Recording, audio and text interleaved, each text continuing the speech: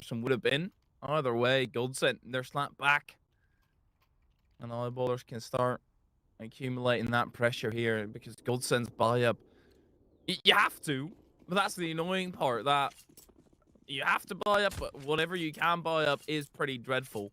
So there's not a whole lot of oomph, and you're gonna have to bank on those Deagles popping through, or Draken needs to show up massively and tag everybody up so the pistols can easily finish him off, but that's just such a rough one.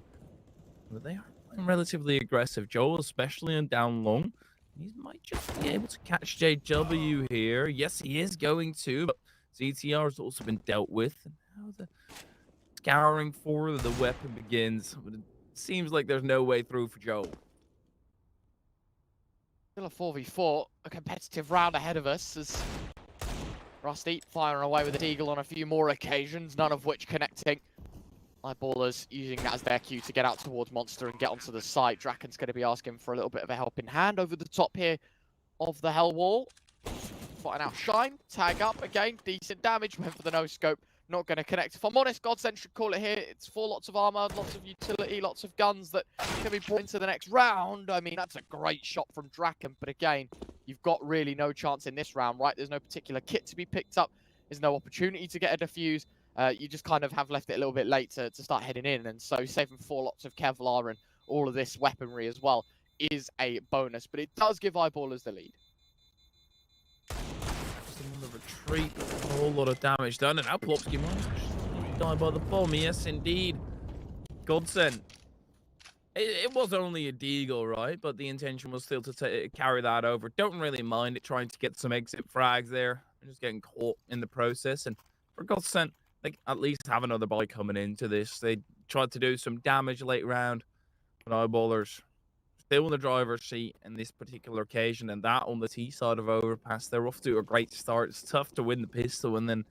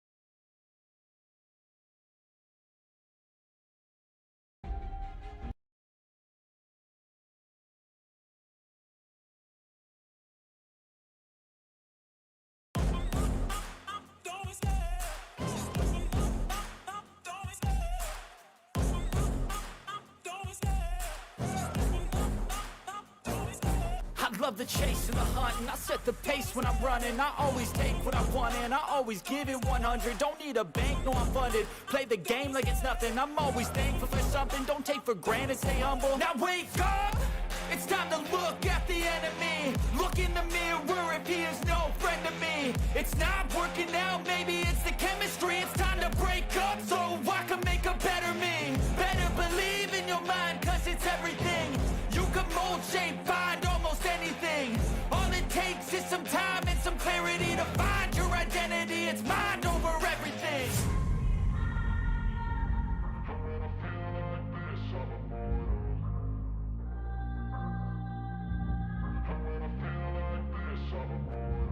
And when I feel like this, I'm immortal. When I feel like this, I'm immortal. When I feel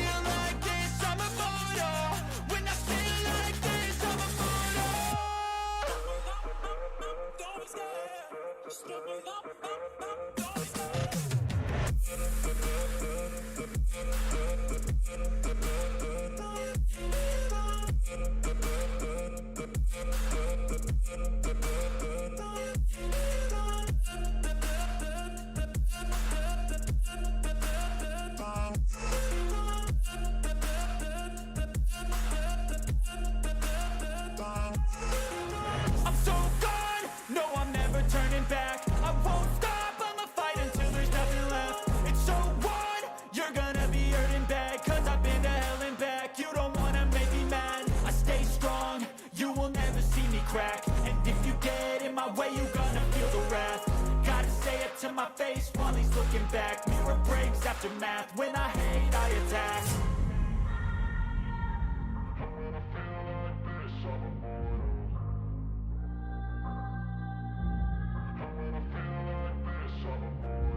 And when I feel like this, I'm immortal. When I feel like this, I'm immortal. When I feel like this, I'm immortal. When I feel like this, I'm immortal. Don't stare, just look me up, don't stare.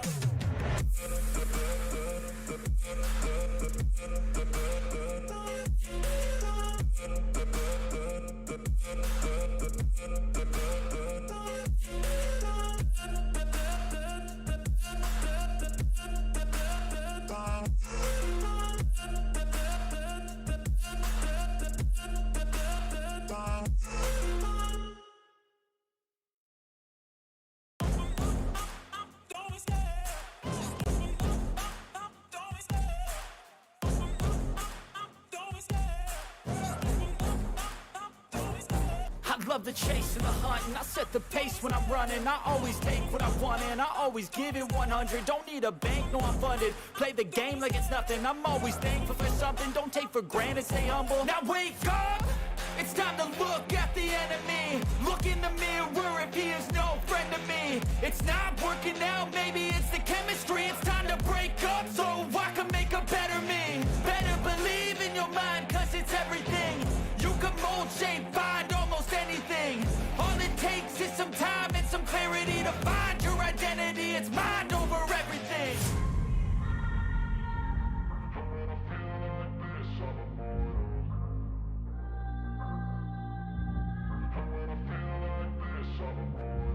And when I feel like this, I'm immortal. When I feel like this, I'm immortal. When I feel like this, I'm immortal. When I feel like this, I'm immortal.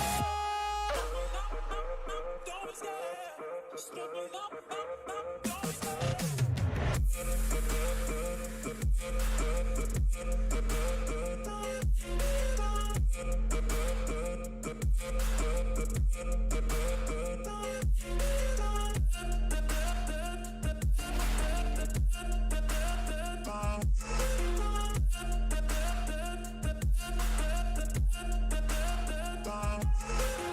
I'm so gone, no I'm never turning back. I won't stop, I'ma fight until there's nothing left. It's so on, you're gonna be hurting bad. Cause I've been to hell and back. You don't wanna make me mad, I stay strong. You will never see me crack. And if you get in my way, you gonna feel the wrath. Gotta say it to my face while he's looking back. Mirror breaks after math. When I hate, I attack.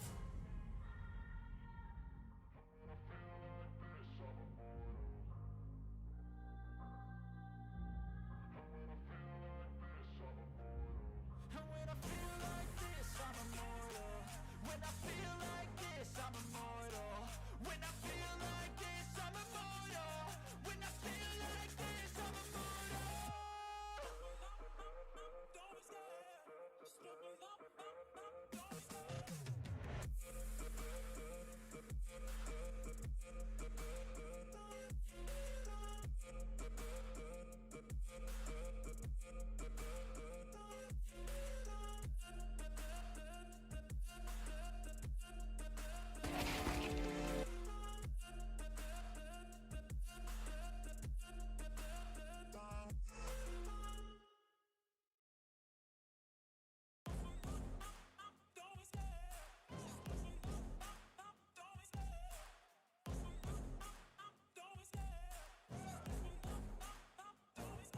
I love the chase and the hunt, and I set the pace when I'm running. I always take what I want and I always give it 100. Don't need a bank, no I'm funded. Play the game like it's nothing. I'm always thankful for something. Don't take for granted, stay humble. Now wake up!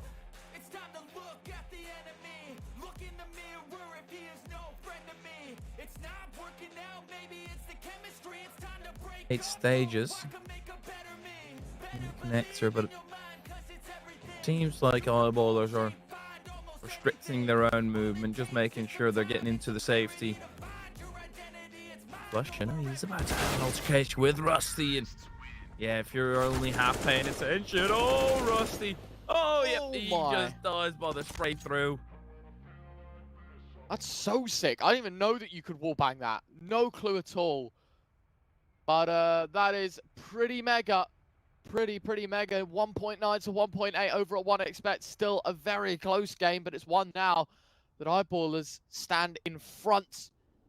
They are, of course, the money leaders, the bag chasers. Godscent are scrambling basically to try and formulate any form of buy. It's really sad to see, of course. The lads are obviously in this position. They can't really afford all too much.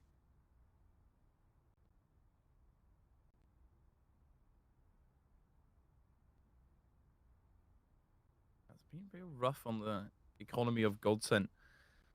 In early stages, that's acceptable. It doesn't really matter as much because you've got an entire half laid out in front of you. Right now, it is starting to veer into the dangerous waters where Godsent are starting to be in trouble. Eyeballers, if we count this round forward to them, realistically, you're losing 2 USPs. I mean, oof, that would be an incredibly rough one, but this would be a way to do it. Running into... Oh, well, no clue anymore on the nade. It's going to do a heap of damage. Use that superiority of movement, but Maxen can match that relatively handily. And Eyeballers, they're getting a whole lot of information now. They could just go away. Oh, Flush wants more though. Fair enough. 2v5. Easy. No chance, of course, at anything. It was just USPs. It was just a eco. And so we were expecting this exact thing to happen. And there we go, right? It's going to be 5-3. Eyeballers continue to lead. It's a game of chase for Godsent. It's one, if they don't, of course, win in the next round, it's going to be a very difficult task because Eyeballers only a couple of steps away from making this half look very good and putting Godsent in a very rough position. Thus far, there's no real huge plays on the side of Eyeballers. Not one person individually showing up and going above and beyond. And that's what makes them so strong. It's those little nifty tricks. JW needs to be careful late round. He's got that covered on the armor up. But it's just a lot of team play combining and utilizing everybody to their strength. Like that connector push out. It's stuff like that. Those tiny intrinsically valueless things that if you add them up, they start gathering.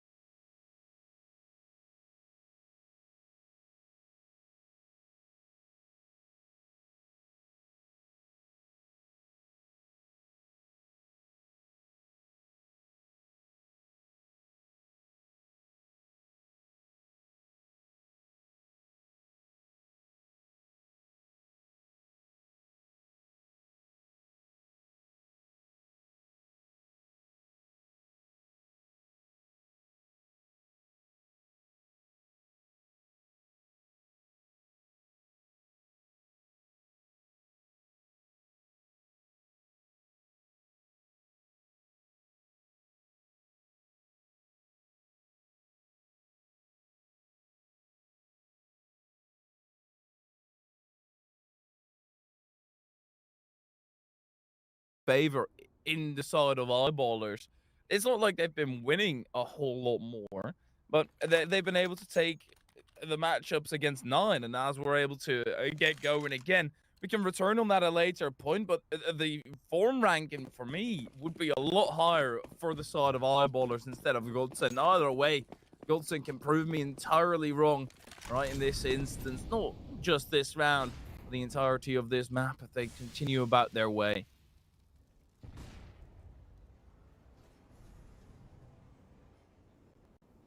Another interesting round, of course. Eyeballers been on the receiving end of a loss in the last round, but have brought forward arguably a better buy. One of those funky scenarios where the CT side has economy like water. It is so difficult to control. This round starts pretty slowly. Joel gets brought into the jaws of a rifle. A perfectly timed flashbang.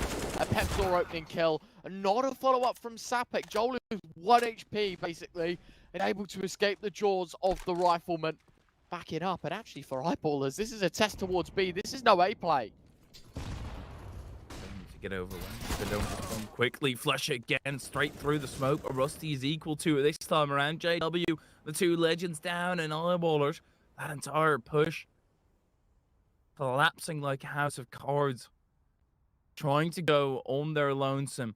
It looks like they still want to have a crack at this with their 2 remaining players. Rusty first around the corner. Pepsor is equal to that fight. Shine managed to get it. Popsky is still in the vicinity. He does get the spray. It looks a bit strugglesome, but he manages to get it on the target by the end of it. And Eyeballers, they're starting to get in rowdy waters. Well, round number 11, it's tie game. Eyeballers, no bomb plant money isn't going to be amazing. Difficult watch for the future of this Eyeballers side, because this round separates them from keeping their lead and basically losing everything. Have no money, they'll have no rounds to play with, won't have their lead. Let's get tricky. See what Godsent have as well, of course. They've got a couple of safe guns, AWPs, AKs. There's a FAMAS on Rusty, though. Swings and roundabouts to both investments, but for Eyeballers now, it's about eking out a 6th and making sure that Godsent don't capitalize upon their mistakes. Both teams pushed all the chips to the center. And they just need to get the full house. Draken.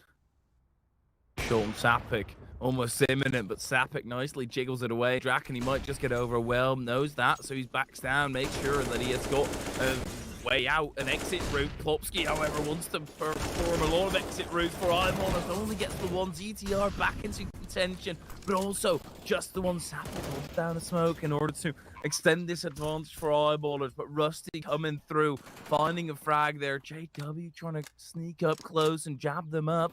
Sapek, the baiting, it seems like. They can't move through that smoke, obviously. They've still got 2 of their own and a kit. This seems like a very potent retake for Godsent. They're going to go any second now. Sapek loses the duo, and that puts JW in a crushing spot. Joe will take him out, and that's Godsent with another. Very, very nicely done by Godsent, holding things down. Eyeballers, a bomb plant does save them financially. The extra $800 per player might go a long distance, but for Godsent, they now have the lead. They now have their chance. Try and drown out Eyeballers on this initial 15.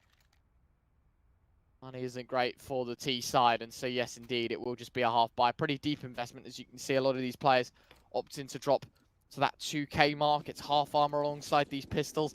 Need to start seeing results out of them, though, because it is fine margins, and closing up the first 15 with only a few rounds to your name, certainly not the way they wanted to start things off in this BO3. Godsent, they're starting to not necessarily build up a bank, but they've got enough to start buying continuously now. Klopsky, 1-for-1 trade, not exactly what you're looking for. But they're staying alive with enough players so they can buy up in the round thereafter. Sapek, that would have been a huge battle to win. Flusher, what are you doing, man? Why are you so strong with a Tech 9? He's taken down 2 over at B, and now they can just rotate over. They've got that rifle now. My God, this round turned on its head. no. Good shot from Draken. At least that's something.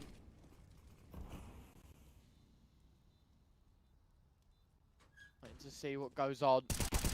JW will lure in CTR out of connector. Brilliantly taken care of. Oh, Draken.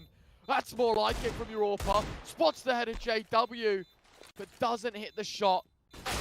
Flash goes high. JW nails him blind. And that is Eyeballers up to a 6. Really nice attempt from Draken, hitting some outrageous shots. But it is not meant to be. I still don't know how Flesher managed to get 2 kills in quick succession over at B with a Tech 9. I mean, Godsent must have gone looking, and they just forgot about Flesher's position. That's such a huge opener. Gave up 2 rifles in the process. That's a tough one to swallow for Godsent. Not one that you want to be letting up. Tough matter, but now you have to regroup, recuperate, and Eyeballers. A little bit of wind in the sails now, so they can cruise to their destination. They still need 10 rounds in order to achieve that. Difficult one for Godsent now because they know that they were so close on being able to close out that round. Putting themselves back further in front. Draken on a scout's not ideal, but nails the shot anyway. Oh my word, Draken nearly hitting a second as well. Peeks out wide, does get some tag damage, but it's Plopsky's Deagle that finds another. Eyeballers are dropping like flies. It's a 5 versus 3. This matchup doesn't make any sense anymore. The Pistols reigning supreme. This round is not over yet. Eyeballers, they need to have something brewing here, but Plopsky can just send it all. He does finish Flusher. This is going to be a rough one. 2 just doesn't seem like enough, especially when Plopsky is on fire and he found another. Oh my. Eyeballers swept to the side in their own round. Shine finally gets something back, but then runs into the crunch of the Pistols and Godsent. Look at how much they were able to get back after the round. 3 rifles recovered. Yeah.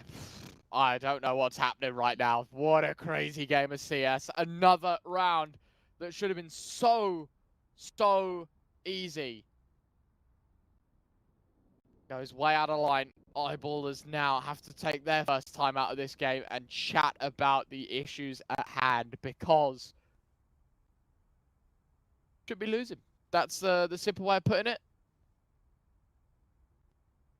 I don't know what the game plan is now for this T side because they might shot to pieces heading into round 15. They probably want an investment, which means an eco here.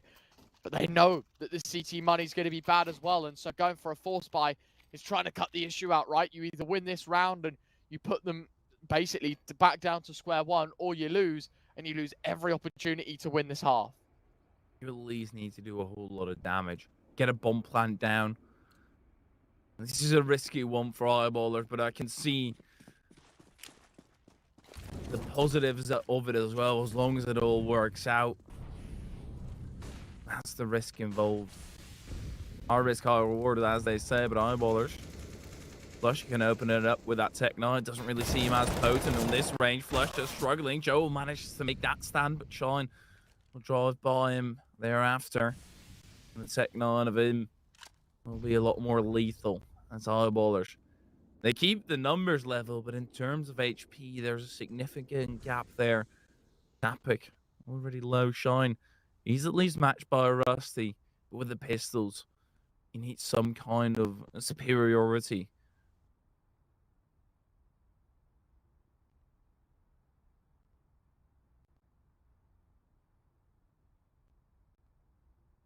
The 4v4. Naturally, I'd say that this is still a good spot for Godsent to be in, but what we've witnessed so far on this map, I don't know what's right and what's wrong. Rusty, a bit of information. Goes down towards Monster. Sapek missed opportunity. ZTR will penalise as Pepper walks into the jaws of the rifle. Rusty finding another, and while ZTR gets dropped, it's Draken to close the show. 3 survive. It's 8 on the board for Godsent. 1 round away from closing this half, and it could go 9-6. That was so huge. I mean, Sapik turning around the corner, he had it right on the money. The idea was perfect. The execution of it, however, not quite as much. And Godscent already had somebody wrapping him from the back. Draken was trying to tear that round apart before he could even really start. Eyeballers at least had a look, but Godscent swatted them away like flies. And you can see the downside of the risk that they took. They've got nothing coming into this final round. Meanwhile, Godscent, they've got the house dirtied up. Everything that they could ever want. Eyeballers somehow need to find a way through. Wouldn't be the first time in this half, but still the odds are against them.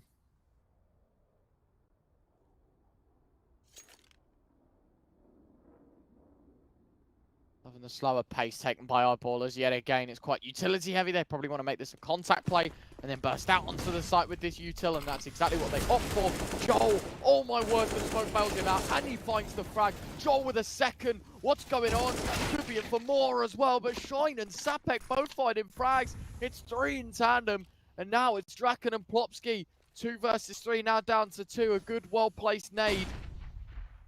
End the life of one of these players. Pitbull moves in to try and take the bomb, but it's dropped in towards the water. Shine from the heavens going to find one more, but now it's Draken, Big Green, out in the open, finds the frag. It's 9-6 as we end the first half. Godscent do it well. Can Eyeballers turn things around? We'll find out after this.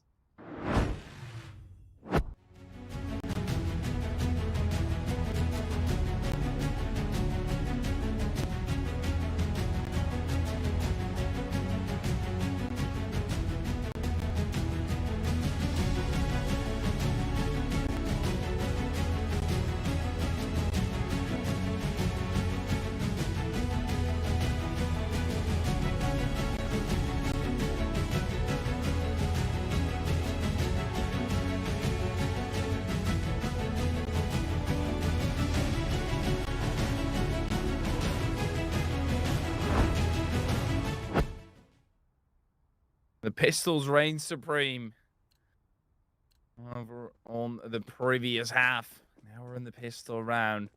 Trying to get that through. Eyeballers are playing a retake with that kit set up. And everybody going over towards B. Sapik. Be trying to get some early dismissals out. But it seems like Godscent.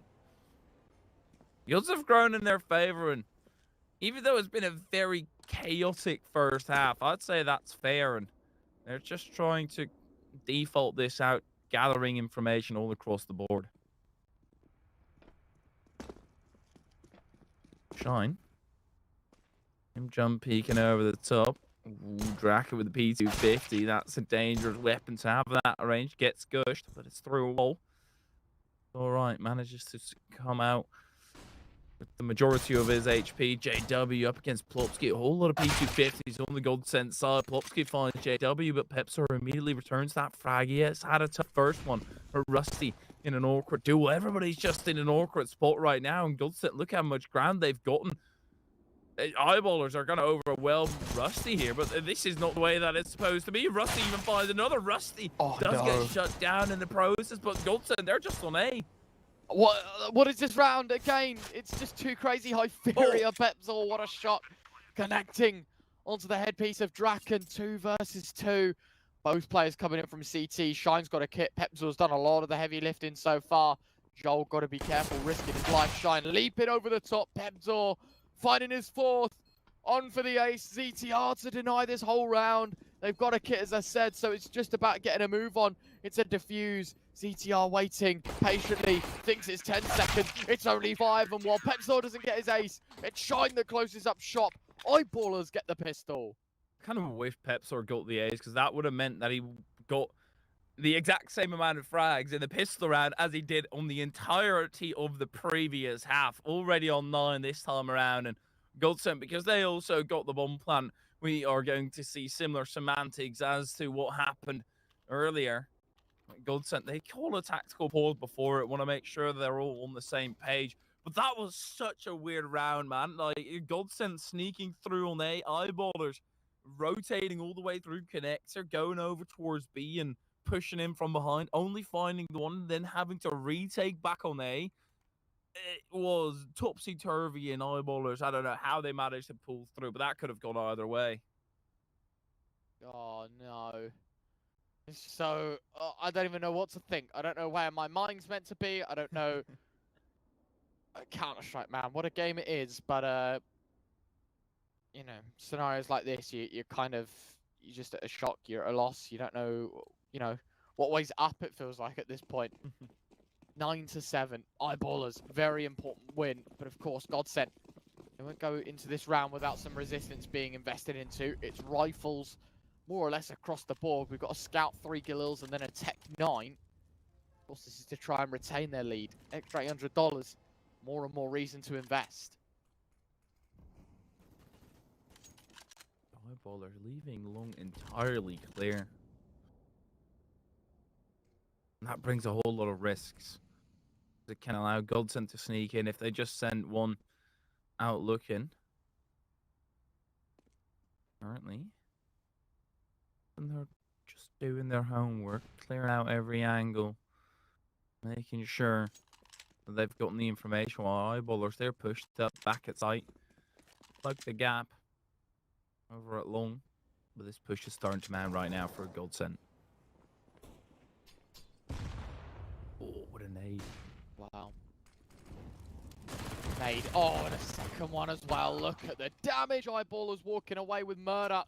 Popsky finds himself in a pretty difficult situation. I was going to say with Draken, but it's even harder than that because his teammate removed and himself shortly after. Eyeballers up to 8. Relative ease. They push past this Godsent by, and their chance to get back into this game is well and truly on. Pepsler thus far, we've only got a very tiny sample size, but looking a whole lot stronger on the CT side, and that's going to arise issues for Godsent.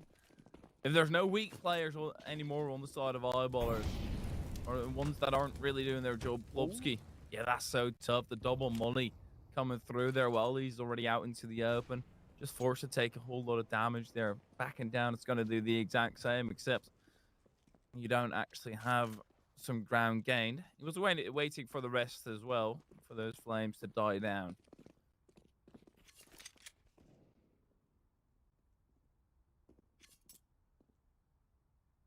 Well, Eyeballers in a position now where they just got to play smart. Nice to see. New M4. Was that in the hands of JW? Hepzor as well. There you go. Look at them both with the new M4. Are you a fan of the new skin collection, Mr. Hypheria? I think it's alright. I don't really like the insanely flashy. Oh, hold up for a second here, because they're about to get overwhelmed. New weapons or not. Still rattling at the exact same pace. Nate doesn't really go up close. But it looks like Godsent are just getting pushed aside here. Make way for the steamroller. That's Eyeballers right now. And Godsent, they've just got the one Deagle left over. I was going to say, hot take. I hate them. I'm not going to lie. I hate them. I like a couple of them, like the Doodle or Orp. You know, we all know the story of what happened, but that was pretty cool. I think there's a couple of other like lower end skins that look alright as well, but other than that, I'm not a massive fan. I don't like the new M4. I must and I'm an A1S user, you know, so oh yeah, it's just a double down of like, you know, I don't like the skin and I don't use the gun, so it's just there's no reason at all for me to get one. At first, because I was just scrolling through Twitter, I saw it and it got announced, but it got announced at the same time the music kit of Denzel Curry got announced, right? Mate, so I saw Denzel Curry, new yes. case. Are they working together? That's instantly what popped into my head, and then I was incredibly disappointed thereafter. I take it you have the music kit as well, right? Not yet, not yet. Wow. I just always have music turned off in game, mate. Like, dude. yeah. I have all of the sounds on because I bought the kit, all of them. Yeah, I might start doing that, but oh, JW. I might be ears ringing, and there goes Joe around the corner. Godsent, they managed to get that first frag, but this is a bonus round all throughout for Eyeballers. They've got such a weak buy coming in. Yeah, now what the job is, of course, 4v5 for Eyeballers. It's about trying to earn these numbers back and isolating these fights. That's exactly where Shine's looking to get his movement to grant some information. A good look, Rusty. Oh yeah, I was going to say, you could tell that they were quite eager to get towards Monster, but a very well-timed smoke. Just going to delay things even further. That gives Joel a bit of time to work towards short. A second smoke as well. Shine has played that brilliantly. Nade to go with it. Two players taking a bit of tag damage. 25 seconds left. Eyeballers have a deep read towards toilets as well.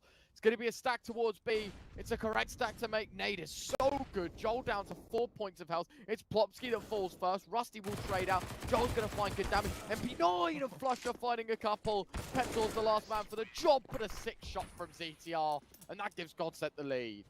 Rusty was in tow, so it wouldn't even have been a case of get that one kill and Pepsor could have made it out to safety. He had to get the double there. The world on his shoulders. But Godsent managed to push through. But for Eyeballers, as I mentioned, even though it was a bonus round, right, and they didn't have a lot coming into it, the money is still relatively low. Now, the fortunate part about this is that Flusher likes to go with the submachine gun anyway, so it's not like this is an uncommon round for Eyeballers at all. They would genuinely go for this, even though Flusher had the money, and they kind of like to use him as that loan giver. Save a bit of extra cash, make sure that your economy is incredibly stable, and it's not like it's massively putting him behind the fragging either. Even better, he's currently sitting right at the mid-table regarding the frags. I have a lot of question marks with that play for Eyeballers, but also a lot of exclamation ones. 6 rounds away from Godsent winning this map out. It's the Eyeballers picks. So this bye very, very critical to keep them in contest. Let's see. Round 20. Equalizer or time to get worried. That's basically the do or die context for Eyeballers.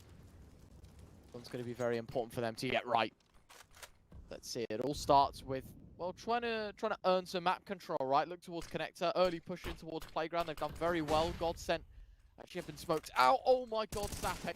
Good timing at least, because no player was in front of him at that very moment as Sapek lines up a double, gets a new mag in as well, so even more difficulty for the T side. And they call it quits. They want to run away. They're done. They don't want to attempt towards Monster, but Pepsor's already closed this gap. Plopsky's having a look, and well, while he does expect someone to be flanking, don't think he expected someone to be quite this close. It's so well played. Oh, 4-3. Pepsor, you genius. So well played to line him up. Play for trigger discipline. A flawless round out of Eyeballers. 10-all tie game. But that is sick stuff from Pepsor. My god. The aim. The bowls. The information game. It was incredibly close. But Pepsor hiding away, allowing them to clear it out, because they were never going to expect somebody to sit in that corner. Well, loser would sit there, and Pepsor comes out as the winner big time. And now that puts Godsent right back in their place. No money to buy up into it. Some Tech 9s, P250 and the Eagles.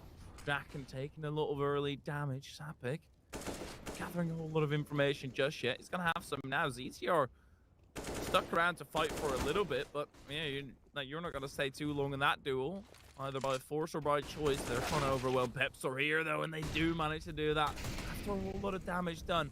Joel is actually getting closer, and even though this is an awkward round, they're starting to close that gap and make those pistols ring. But Eyeballers, they've backed down appropriately. They need to overstep the marks. Godsent on a great investment. Don't test them. He picks up the rifle, of course. My HP, no Kevlar, just needs to be hitting heads at this point. 50 seconds left, good shot out of Flusher. Second is his as well. Bomb carrier dropped. And well, now the rest should just fall into place. It's Draken and Plopsky, 2 versus 4. And yeah, I mean, not a bad round out of Eyeballers, making this one look pretty promising. And ultimately, this late in the game, Godsent know that they've got to start earning rounds back. They know that they've got to start making dents and impressions on rifle rounds like this, because Eyeballers, if they penalise the way they do here, it's going to get very difficult for them to get back into this game. And as per usual, especially on an overpass. CTs are just so much stronger. The A and the B side relatively connected.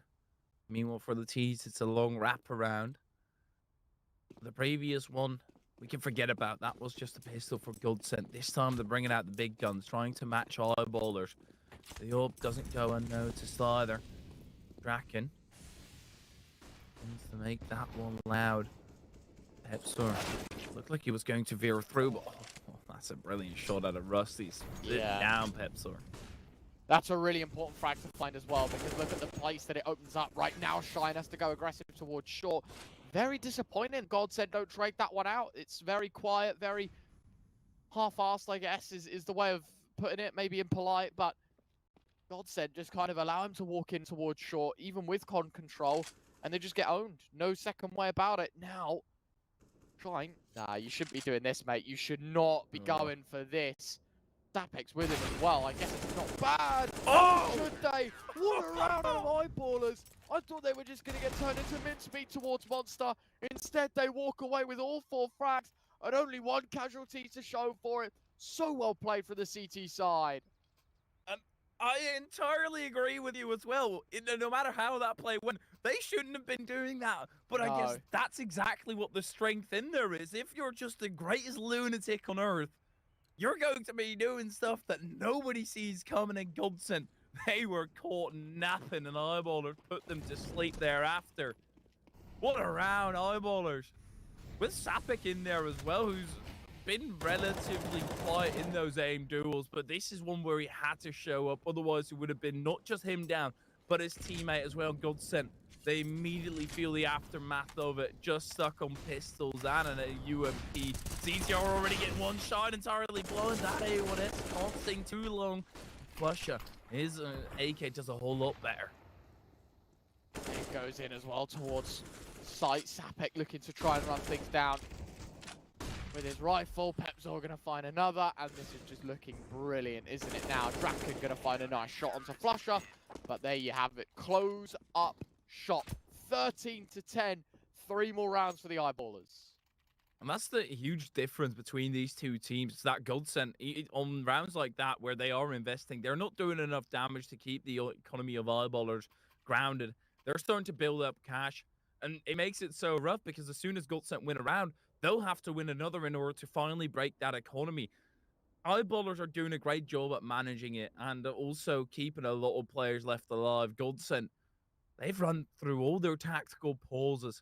If this goes to OT or even to a 15-14 scenario, they can't catch a breath. They have to play on, unless Eyeballers decide to give him a little bit of time. But Godscent, they're getting a lot of pushback right now.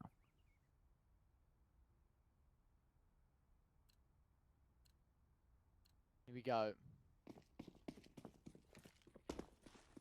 Round 24. Eyeballers putting Godscent in a very rough patch. They know the position they've got them in, right? It's do or die. East side needs to start winning rounds, and that's a good start from Draken. Nailing the shot.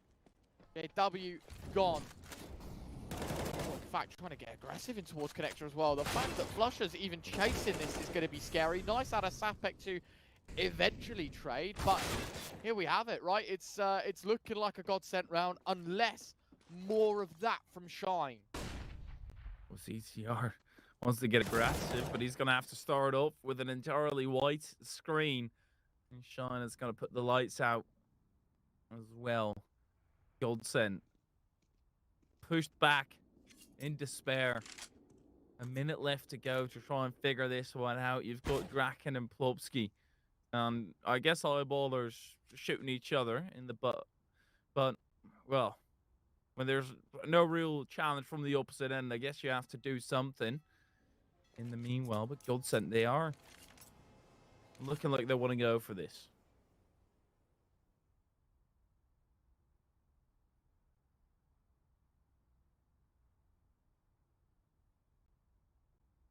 Very, very silent. 30 seconds left. I mean, you can't hate them for going for something like that. They need to go for something like this.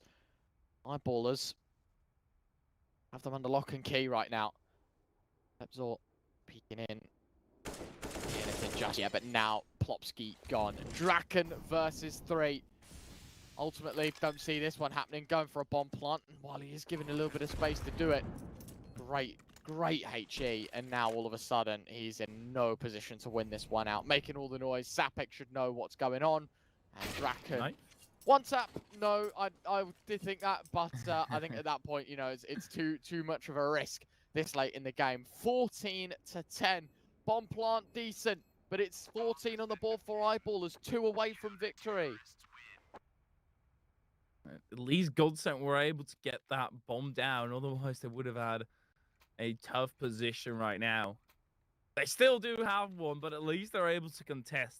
At least they're able to try and challenge Eyeballers here, who's been a step ahead of them in every single way.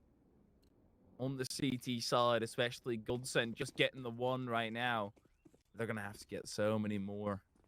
It feels like they're not up to the task right now, but they're going to have to think of something new. Currently, all the aggression by Eyeballers is working out, paying their dividends. Meanwhile, Godscent just losing out in the aim duels.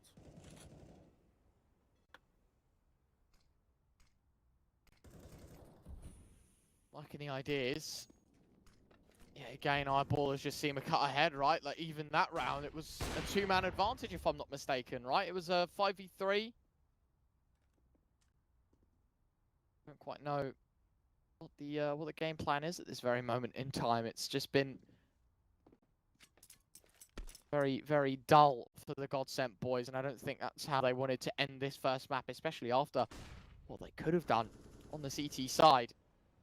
Now, of course, CTR finding the opening frag. It's a good start, but I'm not much of a believer just yet here, Hyperior. Still a lot of work to be done, not only in this round, but also in this map. And unfortunately, that first frag that I was talking about, all null and void.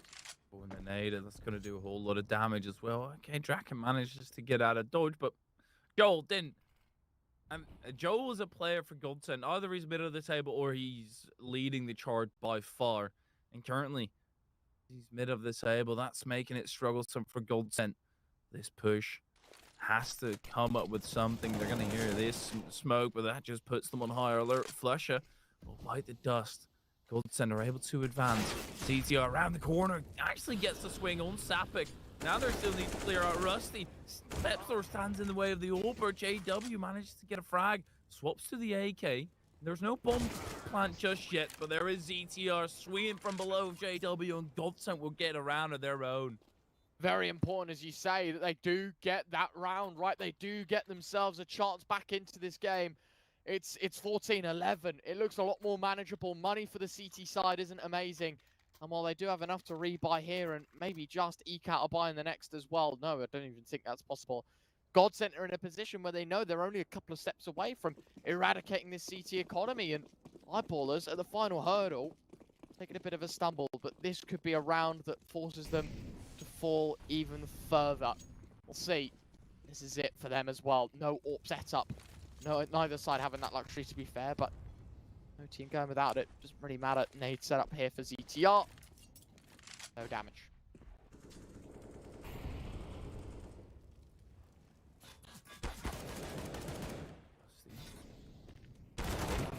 Battle. Meanwhile, Shine and Sapek again get aggressive, and this time it doesn't really work out, but JW plugs the hole immediately. He traits a new one in Rusty's head. Lopsky's found Pepsor over towards A. That sends the entire Eyeballers into rushing over. Let's say the entirety. There's only 2 left over, JW and Flusher. Combo is all the time. But the double nade. They haven't started planting just yet. They're still waiting for another. Joel. Oh, JW is going to go through. Plopsky, yeah, right around the corner, and that's going to be the end of the round.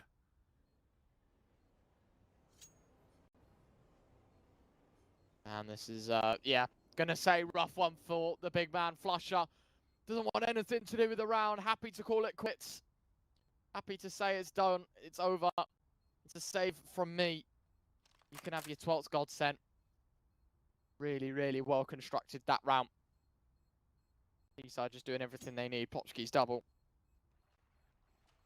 It will seal the fate, as it's 12-14. As I said, Godscent, while it is the final hurdle, it's not the last, and they might just fall at it.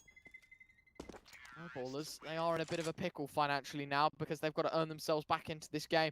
Probably have to go for a half buy around this saved gun and hope really that they can make the magic happen and make things stick. Getting this back on the side of Godscent would be huge, but they've done the 2 rounds one in order to break the economy of Eyeballers. It took him a bit,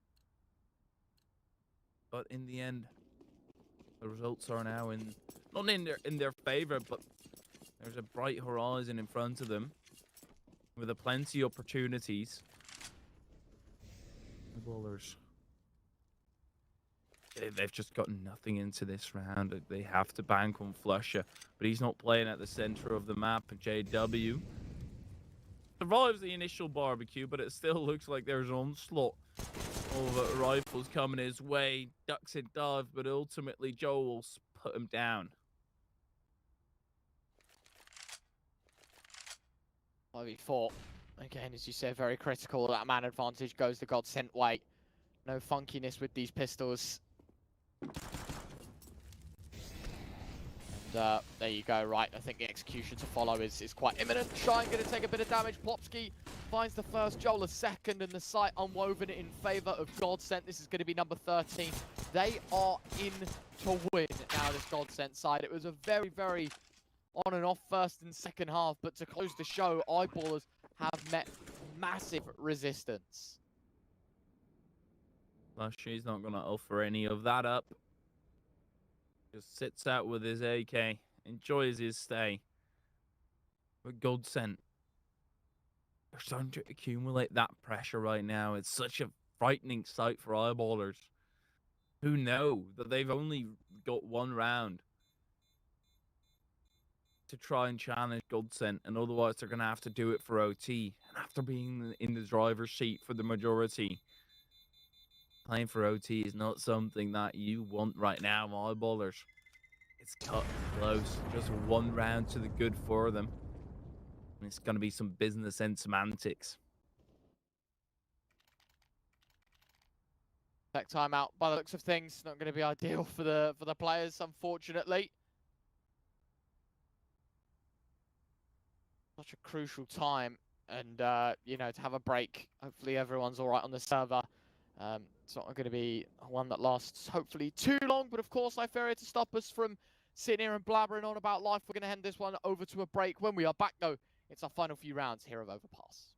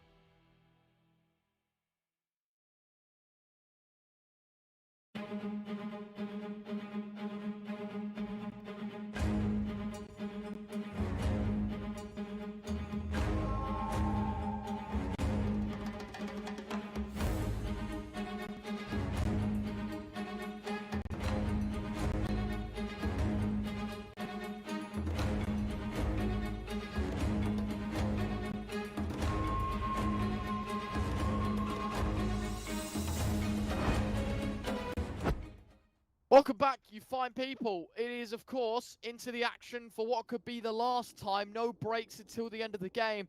Eyeballers, they currently stand a single round up, but Godscent have managed to chain together some success and put themselves back in contention of the Eyeballers pick of Overpass. Let's not jump the gun just yet. There's more action to be unwoven, and it comes here in round 28. Godscent, giving it all they have on the pick of Eyeballers. Stealing it away would be huge. Joe He still strolls into the sights of Pepsor, and Joel's not going to move an inch anymore this round. EYEBALLERS, that's a great start now that they're on one of their final buys. The Godscent, they're still going over towards A, which is the weaker site. It's got JW, sure, but apart from that, Flusha's also back down in a passive position. The AWP. Oh no! JW misses, and there's actually been an opening kill towards the site. In fact, a second opening kill. What's coming on this round? Oh, it's so disappointing. JW shot you feel like could have been a difference maker. Instead, it might just be a heartbreaker as Draken drops him. And this round, I think it's all said and done. I think you've got to call it quits. I think we are going the full distance because this isn't going EYEBALLERS' way. This is right back into it. This is Godscent that tie things back up.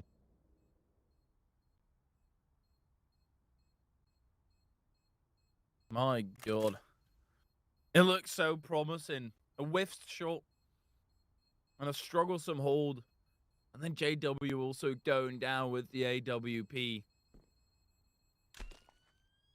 And at least EYEBALLERS were able to save over 2 of the weapons. Shine still has enough to drop someone.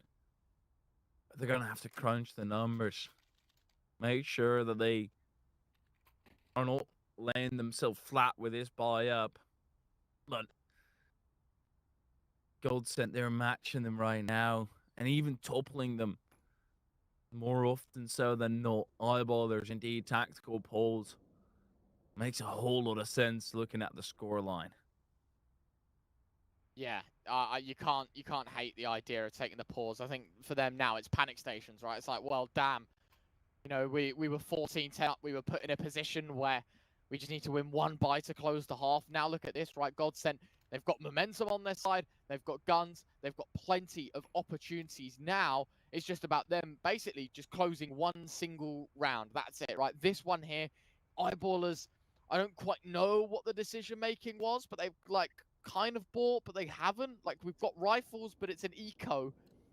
It's a weird situation to be in. It really, really is. But 14-all, Godscent have got stacks of cash to play with. Utility is brimming. For EYEBALLERS, you cannot afford that same luxury. Pepsil's on a CZ, one's on a 5-7. Like, this is a pretty bad buy for all things considered. Godscent, if they're the ones to close out this map on regulation, say that 6 rounds ago, I would have been calling you crazy. But they've mastered the comeback skills and the T side. Go with it. Well, EYEBALLERS, they've just come up short.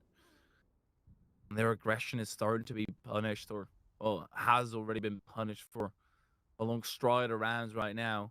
Sapik just right out into the open. And if that flash comes through, then you've got Shine to try and close up that gap. But Sapik almost certain to lose his life within an instant. Rusty closely bearing down. That's 3 openers for Godscent in the entire round that only just started. Already finished. ECR wants to close it out, and Godscent on 15. Unreal. What a round. 3 kills just happened with the click of a finger. And Godscent are now a single round away from stealing the EYEBALLERS pick from them. It looks so good for the EYEBALLERS side. This is it. They might just pay the ultimate price. Oh no. EYEBALLERS. They did prep up for this round, of course. But still only an MP9. Sure, Flusha might be very happy with that. And he's very used to it. It's still not something you want to see in the final round to try and defend your honor. Godscent, now that they've gotten the taste of blood, they can't get it out of their mouths. And EYEBALLERS, they have to defend. Oh. That's a brilliant start, though. Joel, he's not going to be happy about that one. Got owned. Absolutely owned. I don't quite know how that's one's kind of happened, but dinked and tagged and nearly lost his life. Just the deagle spam. See already the panic starting to settle in a little bit here, maybe for Godscent. Minute left to go. Bombs only just being picked up. Don't quite know what side of the map they're going towards. It looks to be a B play. We'll see. 50 seconds left. Eyeballers need to win this round to stay in the game, otherwise overtime is off the table and Godscent will steal away this first map. Wait for those smokes to dissipate. There goes the molly, there goes the utility, there goes the blinding. Sapik veers away, but Rusty found the opening frag, and another one as well. He replicates what Sapik couldn't do. Flush is going to be sitting out the rest of this round as well. ZTR takes him down. Who's come alive at such a crucial moment? JW tries to be hasty, but Pepsor, the new addition, last man left, just try and defend the honor of Eyeballers. That's never happening. 1 versus 5. 15 now will be 16, and this was 14-10 in favor of Eyeballers. They had such a massive lead. They had the money, they had the control, they had the nerve to be winning this game out. Nice first shot out of Pepsor. 4 more to go, and that bomb already halfway ticked, and while he does find a second, it's all in vain. Godscent, they steal map 1 away from Eyeballers in the most ludicrous of ways, and now we head to a second map, Hyperion, where I don't even know what to expect. Personally, I was thinking 3 maps written all over it. Now maybe I'm a believer of a 2-0. Most certainly. So, Eyeballers, I thought they would be able to give a good challenge on Ancient purely due to the momentum given to them on Overpass. But now that that's down the drain and Godscent, they mastered a beautiful comeback, showing their strength, showing their vigorousness as well. They are looking immaculate, and that was a comeback as well on the T side of Overpass to just get 6 straight. Oh my. But for Ancient, I don't know what that's going to hold anymore. No, I don't either, mate. There's only one way to find out, though, and that is, of course, our second map after the break. It's Eyeballers that lose their pick of Overpass. Can they respond with the likes of Godscent on the second?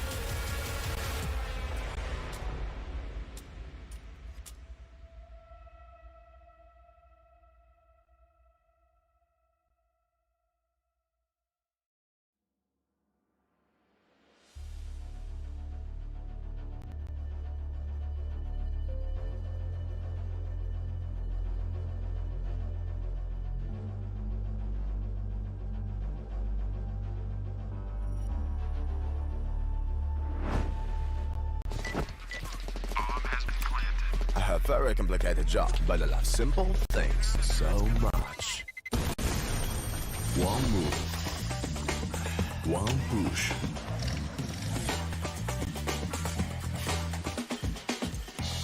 One touch.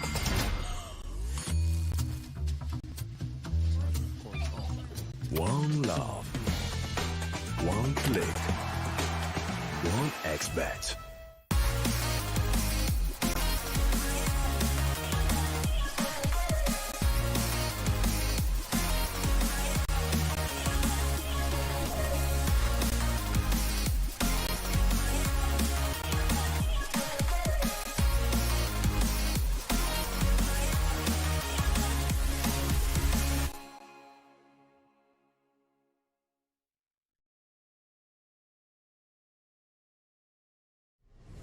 Win up to $1 million with your CSGO esports predictions. Simply guess the kill scores of the 10 players in a CSGO match. The more you guess correctly, the bigger the prize. You'll need at least 2 correct predictions to win a prize. Guess all 10 correct and win $1 million. Experience the exciting new way to add a little prosperity when watching esports tournaments. And register now to receive a free entry ticket upon sign-up. Predict kills, win millions, prosper. Are you sick of just opening? The hunger for glory feeds the desire, the courage to look for a challenge,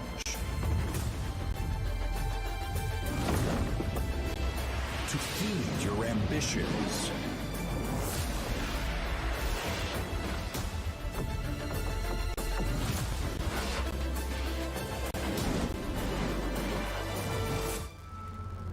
To reach for greatness.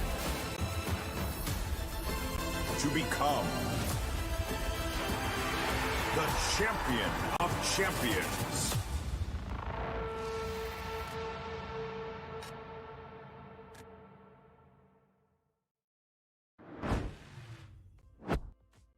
EYEBALLERS with a very, very difficult pill to swallow after the first map. They were leading 14-10 and lose 6 consecutive rounds, which puts them under threat. It's the pick of Godscent Ancient up next, which is EYEBALLERS' only chance of staying here in this playoff stage.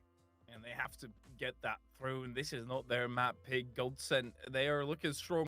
And every single time you do see the full power of Godscent, it is on this map. Having it won 3 out of 4 times that they played it, or at least, yeah, literally 3 out of 4 times.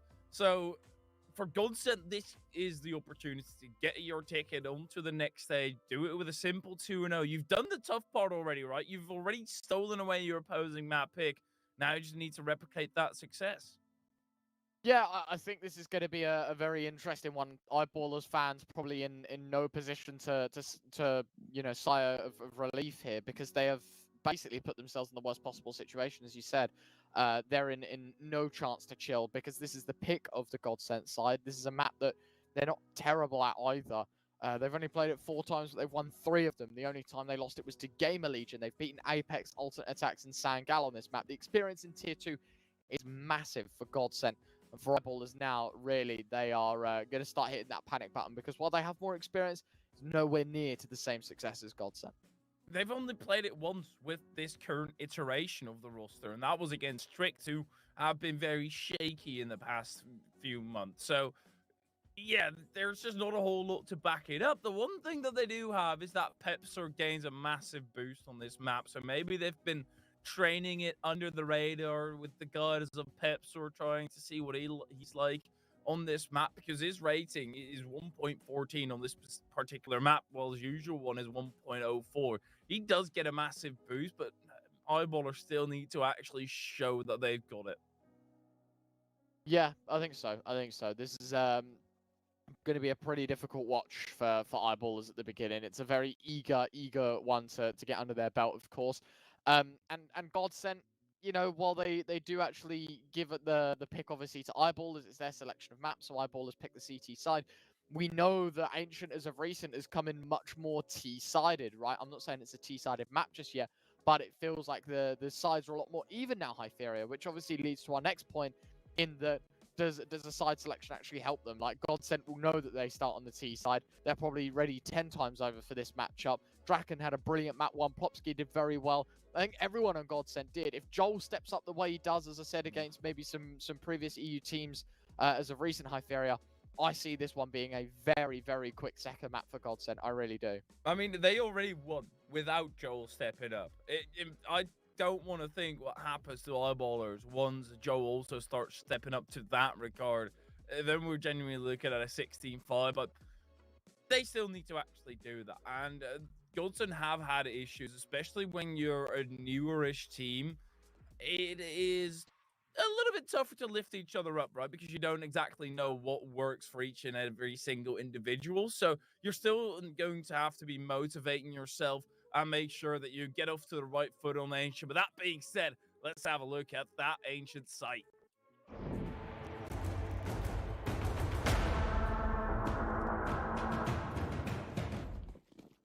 Welcome, ladies and gentlemen.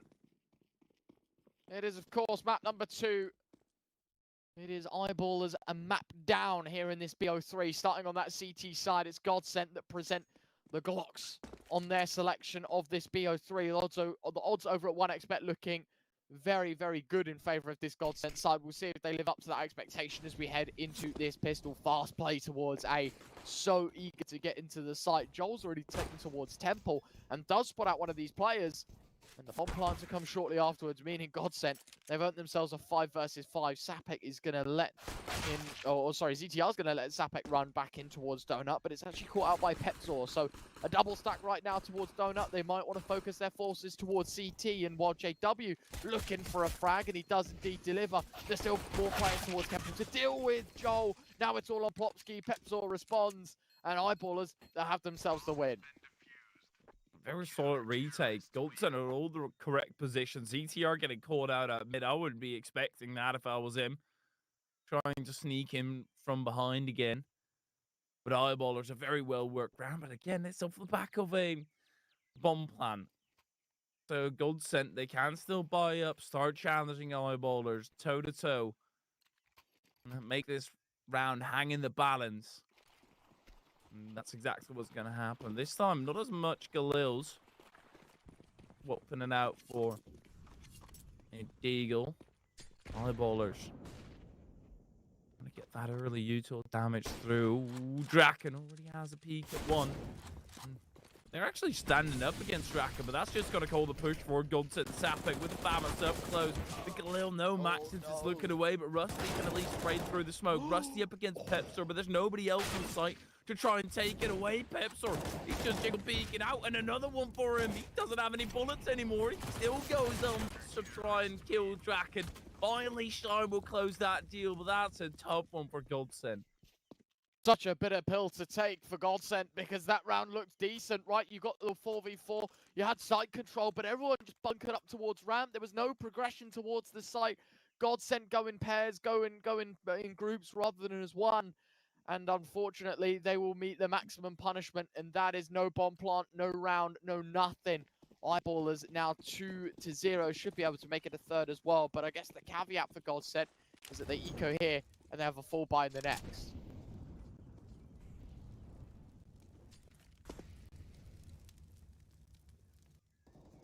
As long as you do a bit of damage here, I'm going to be counting that as a success. But it is an unfortunate start for Godsent. Especially the quick response of Eyeballers there. Just a rotation over.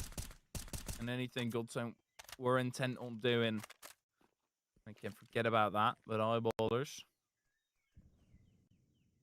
this round they should be cruising through. No MP9 to try and farm up some cash. Take a little up close. You've got plenty of rifles in tow to try and deal with that. Wait. Hold up.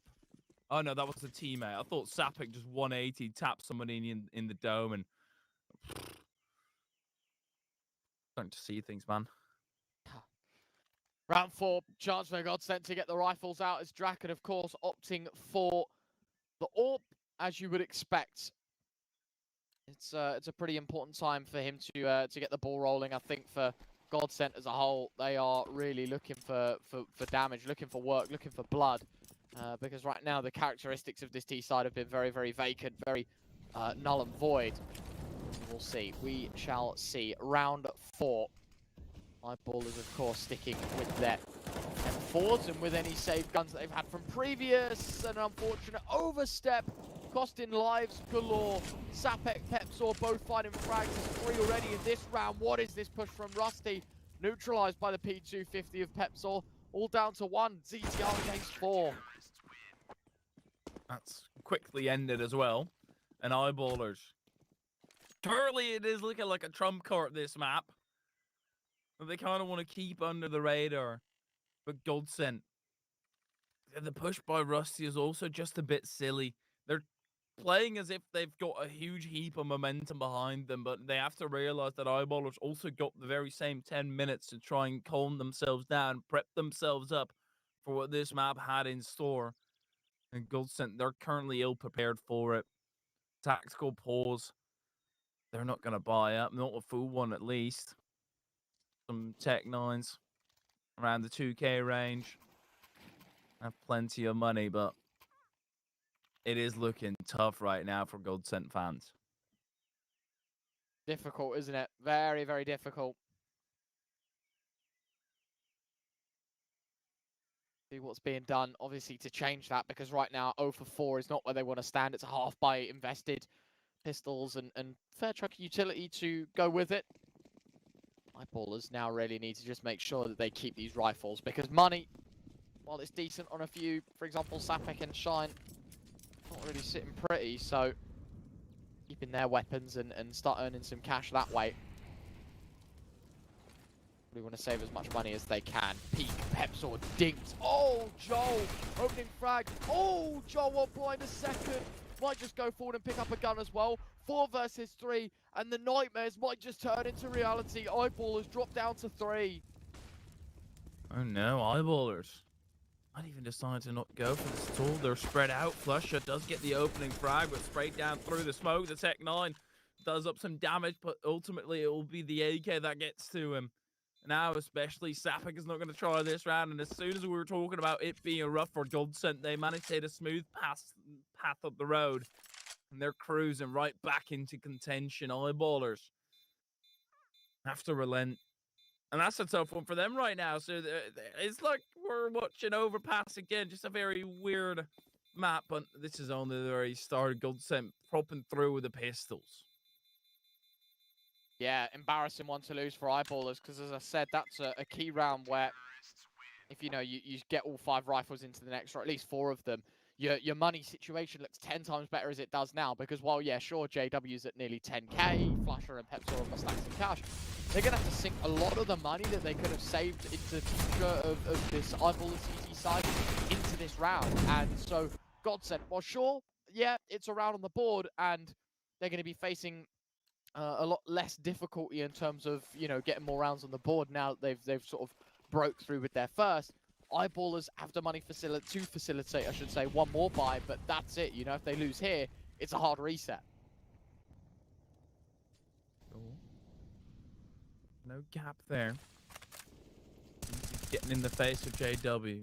Early on, JW starts spraying, and that might just be the end. Yes, it will. Joe reads that perfectly. Draken also finds a frag on Sapek. The engine is running for Godscent. Flusher at least puts a hump in the road and sends Plopsky to the skies. There's still a man advantage in Godscent. They're so spread out. They can go wherever they want. But Joe, he's still a menace. He's still a noose. Is wreaking havoc. Finally, Flusher tames him. But that's at the cost of, everyone, right? Joel's had a brilliant round there. Finds the opener towards CT. Opens up the opportunity for Draken to find another with the AWP. Pepsor has made a rotation in good time, and so it is a 2 versus 2. Bam right through the smoke as well, attempted. One back in towards long. Draken trying to give his teammate of ZTR some space towards site to work with.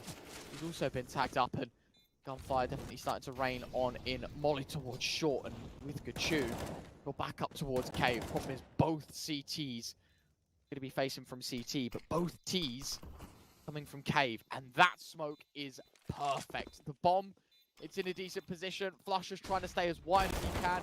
Flash is pretty good off the bomb. Draken needs to come into the AWP towards ramp, fires off to the first, needs to find the second. Oh, Draken, what a blunder!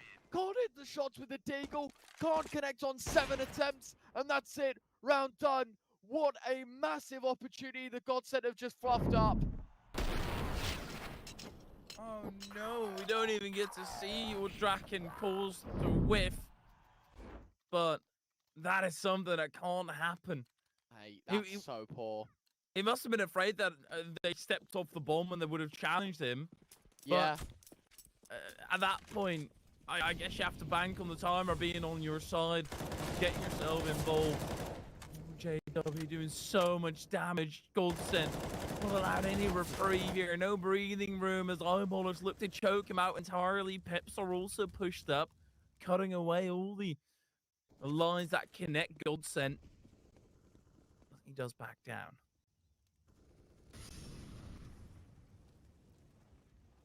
Unreal.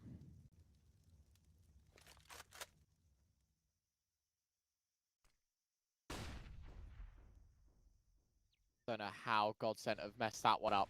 I mean, I know how, but should never be feasible. Heading into round 7, definitely going to be a painful one for Godsent. I mean, nice from Rusty. He will find JW. A chance to earn themselves back into this game. This round as well. Timing not going to favour Pepsor whatsoever. ZTR emerging through Ram. The Molly, it's actually burning at the feet of Sapek for a little bit. Plopsky's going to find one. Flush with Molly does find ZTR in the end. That's the bomb carrier denied. Oh, shy missed shots. Flusher going to find another. This time Draken. It's another 1v1. Orp in his hand, expecting a peek, trying to jiggle in. Don't want to look to pick up the bomb. What's just happened? Draken again just sleeping at the wheel. Can't hit the shot. 6-1. And not only Draken, also ZTR crossing into the site, not offering up a duel at all, and just gunning it for the bomb plan. And when Eyeballer stepped out, Godsent were also not paying any attention. And Godsent, it looks like their win and overpass is getting to them right now. They know that they can close it out right here.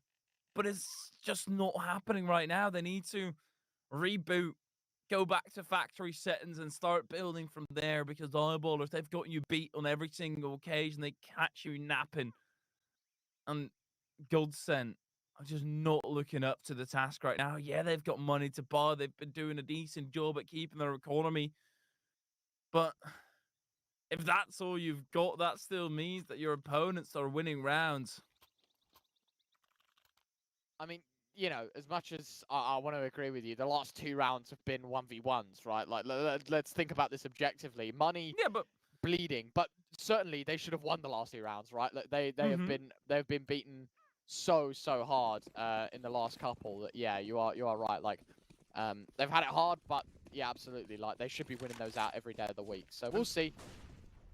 It's not like the 1v1s were in an entirely fair duel. It was mainly Eyeballers catching Godsent by surprise and thus creating a 1v1. But Draken, he wants one here as well. But Joel just steps around into the open and offers himself up with no chance of a refrag happening. This is not looking great for Godsent. No, the contact play towards A kind of gets dropped, as you said. JW's AWP opens things up. Rusty's actually got good timing towards Donut here, and so Flusher, he'll get caught out. So man advantage made redundant. It's a push towards the site, and it's a push to try and get a second on the board. Shine, he's able to find 1 and a second from Shine. Player starts emerging from main. ZTR late to the party. Flash is pretty good. No one swings off the back of it. Fortunate for ZTR, but his head taken off his shoulders by Sapek. And it's just Draken left. 1 versus 4. Missed shot with the AWP. And I think this one is done. It's probably a safe call here. CT side are continuing their dominance. This should be 7.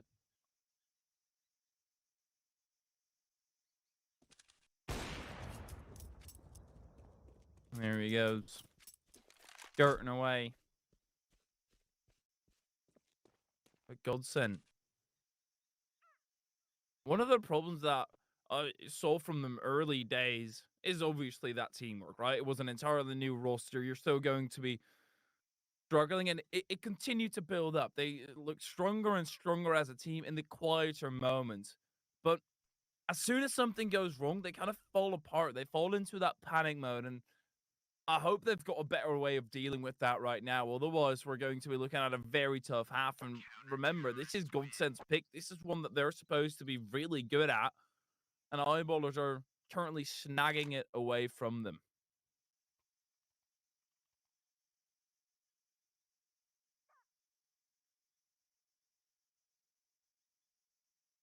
Gonna be fun. Very, very fun.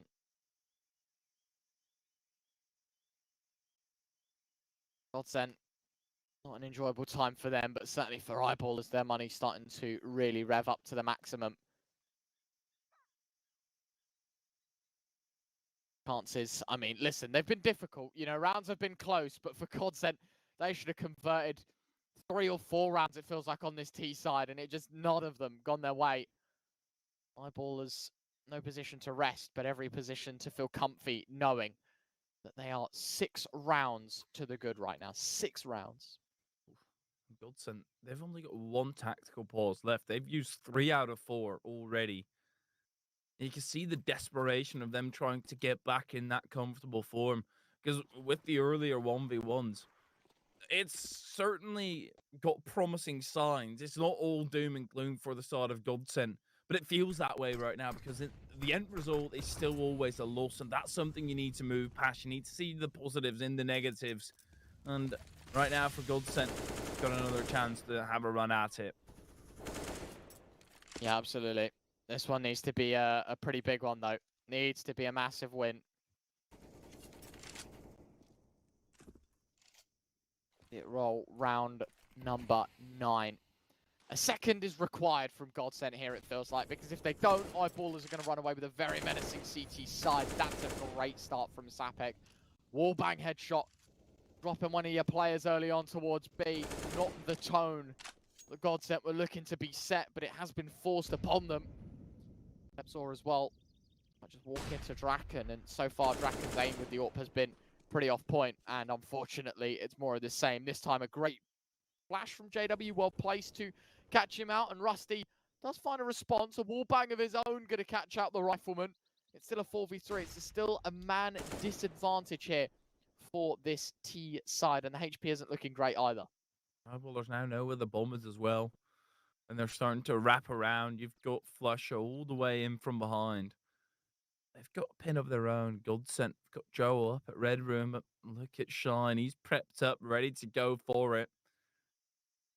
And this just already looks like a lost round for Godsent. A molly in the way. JW with the ult. Godsent can't move an inch. Okay, that's Joe opening things up. But there's no way he can come in from behind. So Eyeballers, they just need to stick it out. Joe, he forgets about Sapik. Doesn't know he's around the corner. Klopski with a fake plant gets the one. But now he needs to manage to survive. There's no way that he can smoke himself. Oh, flushes, runs through. And more toughness on the side of Godsent. Mate, he's just running, wallbang, headshot him. Fires blind through the wall, thinking he's stuck in default, and he lands the headshot. Eyeballers 8-1. Godsent embarrassed. Money on Plopsky is basically 0. And that's before investment. You can see it's an eco for Godsent. They don't want to risk their own money to help a teammate out. But that's another embarrassing round to lose. Godsent just going to have to make this one quick and painless. Nade as well, decently placed. Sapek waiting on the angle to spam. Not going to be good enough for a frag, and Joel looking to take the control. And a molly used in response to try and force him back. Sapek wants to regress. This is relatively reminiscent of what happened on Overpass. Eyeballers were able to get the better of Godsent when they showed that aggression, but at some point, Godsent started to be prepared for it. And that's kind of what allowed Godsent to come back into it. They had a good read on what Eyeballers were doing. Look at this aggression by Sapik, though. This is not red at all. My Godsent. One falls by the wayside, and the other one manages to get out of harm's way. The damage is already done. An 8-1. Might just turn into a 9th if they don't get those pistols through. JW actually gets tagged up off of that as well. That's crazy.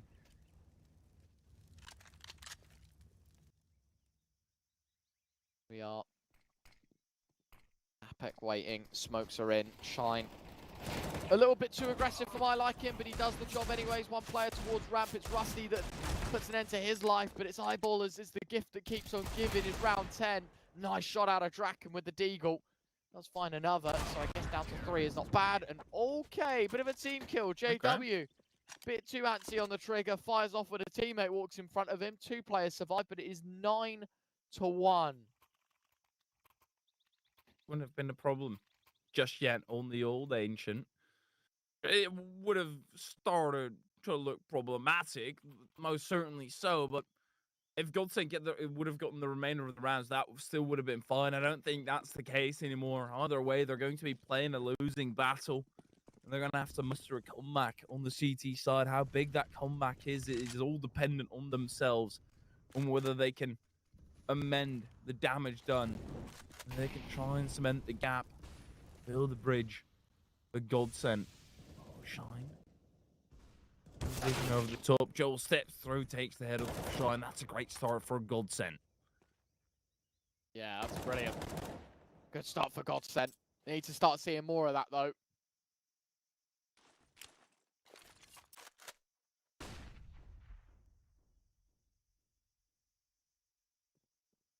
See what's going on. Sapek wants to reintroduce himself to some ramp control. It's all about timing. Gonna hear the steps running. Oh, Draken! Why turn away? And it's cost him his life. CTR fortunate to get away with a response. Sapek well played. Working off of timings, audio cues was enough. But it is a 4v3. It's still an advantage here for the T side. Joel, as you said, brilliant position. Does he find anything? He doesn't even necessarily have to. He is going to go looking, and that's going to be the end of his life unless he takes Pepsor into account. No. And then he is off the time, and Pepsor swings around, but that's still A side or B side given up rather, and Eyeballers immediately call it off. So Joe's position did lead to a 1 round because he also managed to get the opener, but there's still a save in the wings for Eyeballers. 1 round, they're eager to let that up. They don't mind at all. Yeah, absolutely. Going to be a save call for the 3 Eyeballers players because, yeah, sure, while they are 8 rounds up and it's 9-1 on the scorecards, they've lost a lot of players in rounds that they've won. It's been consistent damage from Godscent. That's the one thing that has been going for them, is that they knew the moment they won a round, that's going to be the straw to break the camel's back, and the money will go into complete anarchy. Bomb will go off. CTR actually falls to it, so only 2 players survive from Godscent. But same applies. This is pretty promising. You know, Eyeballers, sure, 9, Godscent have earned themselves a chance back into this game.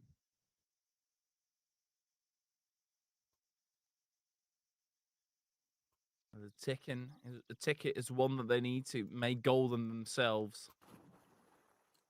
It'd be pretty doable considering their coach, but Eyeballers, they've managed their economy, but they are still at the brink of collapse. They can't really suffer any more losses. Their loss bonus hasn't been built up for that yet. Rusty tries to stand and fight. Oh, bang, he's on the way out. Sapek, look at how aggressive an aid on the top of Rusty as well, but now Sapek is out into the open. Oh, Plopsky taken out, and the entire round falling apart, torn apart here. JW, oh, he peeks into Joel there. That's insane, and Joel is going to fall, join his fallen brethren. And just CTR left alive, and that's not going to be for long anymore either. JW out and about on the hunt. Done and dusted. Back to winning ways. Eyeballers' money was bad, but the result makes that one worthwhile. 10-2. Double digits for a CT side. This has 3 maps written all over it.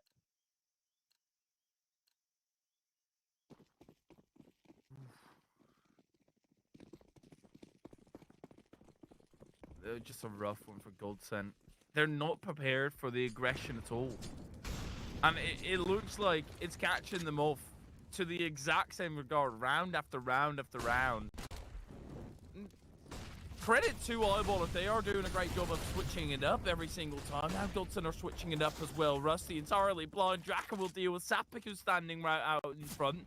JW with the AWP. You're not going to get more than one, but one even seems like a stretch right now. Trying to stick it out with the Deagle. Flash goes over, allowing his teammate to peek in. Both Rusty and Joel entirely blind. JW with the AWP gets Draken and flushing out on Joel. This is falling apart again. Eyeballers. Why just go JW only have a Deagle? He's got nothing else. He's trying to make it work, but Popsky has found two. Now JW doesn't have anything better in another topsy-turvy round, but Godscent come out of the chaos winning. Yeah, this is unreal. 10-3, back and forth. Money for the CT side, shot to pieces. They're going to have to take an eco ready for the last of the half. For Godscent, though, this is their chance to get stuck in. This is their chance to really put themselves back in front. Well, give them a chance to put themselves back in front. We saw the comeback they managed to accomplish on Overpass, and I'm not counting out similar antics here on Ancient, but certainly this one just looks a cut harder to make work. Eyeballers 10, could make it 11 or 12 here, just depending on how the start of this round goes. That is a sick shot from Draken, but again, it's just, you know, initiative not taken elsewhere. It's Joel and GTL that both fall in this round. 6 shot out of Rusty. We'll try and look for more, but it's just Draken left. 1 versus 3. It's another round of embarrassment.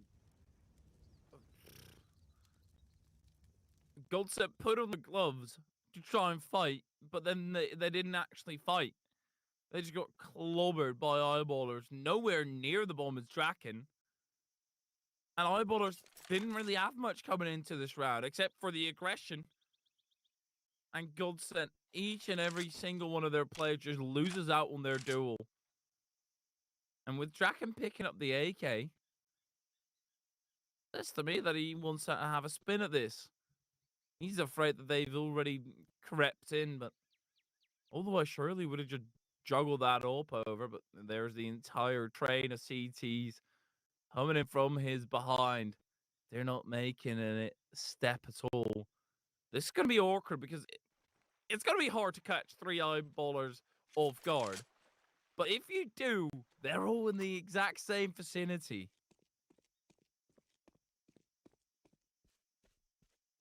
So close. That's heard. Yeah, he's heard. He's found out. That's it. The end of the round. Yeah, should be. I mean, Smokes try and put up the wall. Draken finds one. Doesn't expect the second to be there, though. 11 for Eyeballers. What a brilliant recovery. That round was a forced investment made up majority of SMGs. And they absolutely destroy the Godscent economy once again. And heading into the last of the half, that's a mistake that's going to cost them what was a winnable scenario. Yeah. Another tough one for Godscent. It's starting to rack up now. Eyeballers sitting in the pretty spot right now. Their ivory tower is well guarded. Forces out an incredibly awkward buy on the side of Godscent. Not a whole lot of utility. To be fair, all the weapons that one could want, except ZTR, he's going to have to sacrifice his life in this round. Just Tech 9. Draken, even though he's been quiet with the AWP, still a loud gun, and he does get his mouth open. Sapper gobbled up. Oh, the flash just not on point. Joel missed on the timing. Draken, while blind, though, he's fighting it out. Rusty. Oh, he's won, but he is running out of bullets. Flusher with another, and Plopsky yet again all by his lonesome. And he's cut off from even going into the site. First needs to clear this one out. Struggles in the duel, doesn't even land a bullet. And the half ends 12-3. This is going to be a tough one for Godscent in the second.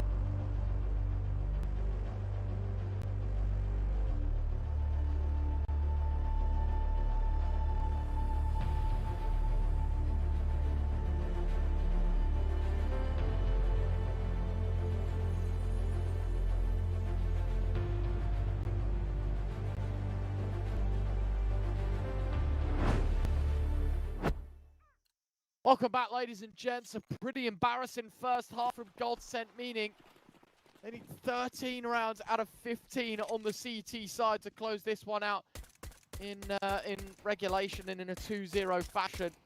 Any less than that, and it feels like map 3 is imminent, and I think it's safe to say we're all thinking it right now at least. One pistol round that makes up literally everything for Godsent, and they go towards the site that the CT side have left vacant. Eyeballers free bomb plant. This could be it already. Eyeballers just need to play another round of CT side, guard that bomb, and make it go off. Rusty's, however, found shine. There's so many players in down it though. JW and Sapik, they double peak at the same time. I'm gonna get Plopsky, but JW stands out into the open. Joel's already on the defusal, and there's no stopping him. Flusher can't come through, and the end of the round is won by Godsent. A very strong retake, only losing one in the process. Yeah, that's not a bad start for Godsent, but a bomb plant gives Eyeballers cash, and they might just go for a force buy here. They will indeed. Don't blame them for it, but for Godsent, of course, this one's going to be a pretty difficult one to entertain, right? Because now, look, okay, sure, you've won the pistol, but still so much more work needs to be done that you can't exactly sit here and say that your work's done just yet. You've got so much more to be done, so much more work to put in, and this round is going to be a difficult one to win again. Godsent, they went for the double nade stack, but they just pulled the trigger on it a little bit too early. Otherwise, it would have been right on the gob with 3 eyeballers. That's just what happens. Sometimes you're off the money, but Godsent need to be on it every step of the way. Just one misstep will send them tumbling down the cliff. Eyeballers safely crossed with the passage of the smoke. Another one coming through. Sapik. He's not really too sure about it. Oh, I like that. Godsent just playing with that P250, trying to shoot it through. Joel finding an opener, but Pepsor, he's right out into the mid, ready to fight it out. But oh, everybody's getting crunched down now and involved in the fighting. It looks like they're going to get a plant down. Never mind, it's just Shine left on the site. JW does join him. They know where Joel is. And even though Draken guns down JW, there's just no chance for Shine here. 12-5, Godsent are finding some success. That's massive. That is a good round to be winning for Godsent. No bomb plant, no money now for Eyeballers. It should be number 6, but there's still a lot of if, buts, and maybes for this team to try and get themselves back into the game. I don't think either of us are convinced just yet. It's just the start that they require to get themselves back into business. So for Eyeballers, of course, they're going to take an eco for Godsent. They keep their rifles. Let's see the damage that the Eyeballers can provide before they get rifles in the next round. And the thing is about Eyeballers, all their statistics on this map are gathered when it was still the old ancient, as this round is taking its course. But their T-round win percent drops massively, which makes a whole lot of sense, right? Because all their stats are still on the old ancient. But, well, Godsent, their statistics are derived from when ancient was already changed. And even then, they've got a 46% win rate there and a 65 CT side win rate. It's not over for Godsent. The pistol put in a good dent, and the statistics somehow are in their not in their favor. I mean, at a dead even scoreline it would have been, but we might actually see a match here. Might just quiet still. Eyeballers waiting for Flusher to see if he can make any damage work. I think Godsent know exactly what's going on. CTR wants to keep distance from this pistol, you know, make sure he doesn't give Flusher the opportunity in the time of day to just piece him up instantly.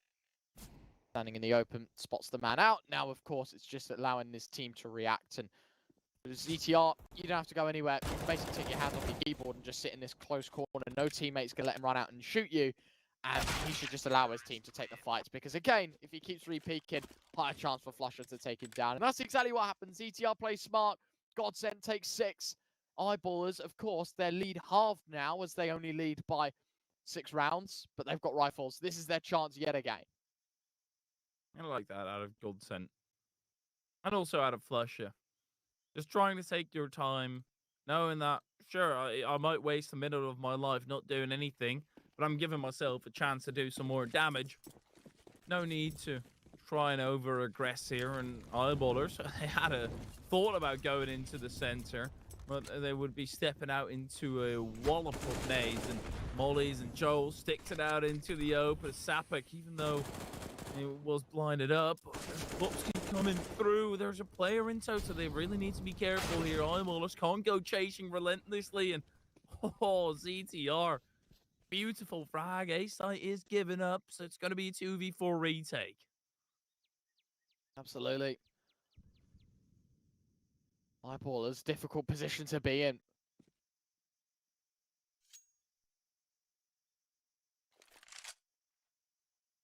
Where's the bomb? Yeah, it's a weird one, but I think he's just wrapping CT, clearing out, and then, of course, they are chilling with a bomb plant. But, you know, with 40 seconds to retake 4 versus 2, this round should be going Godsent's way.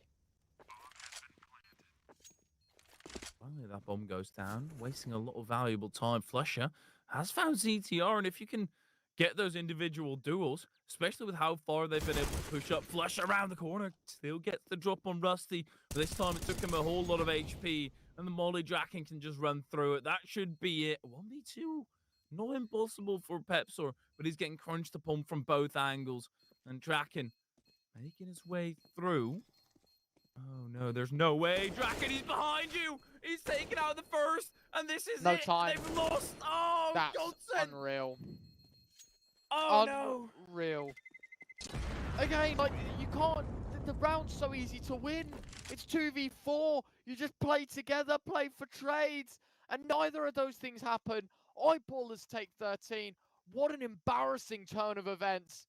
Eyeballers are walking away with murder right now.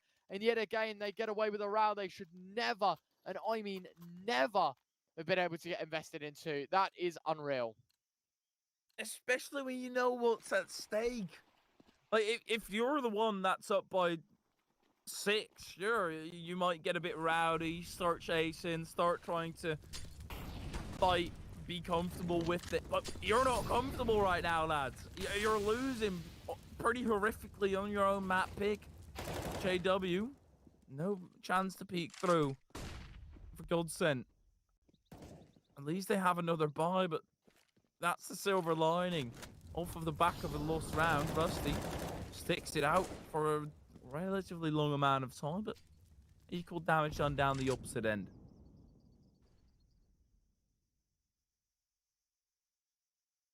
Still waiting. Move here for Godsent, back in towards B. Rusty wants to get aggressive and pick up some information. Should wait for his teammate before he does so. Swings out. Pepsor gets dropped on Q. Right where it hurts for Eyeballers. At least Flush has found ZTR through a smoke, so round's getting a bit crazy elsewhere. But that is the bomb. And I'm wondering if Plopsky's seen that at all.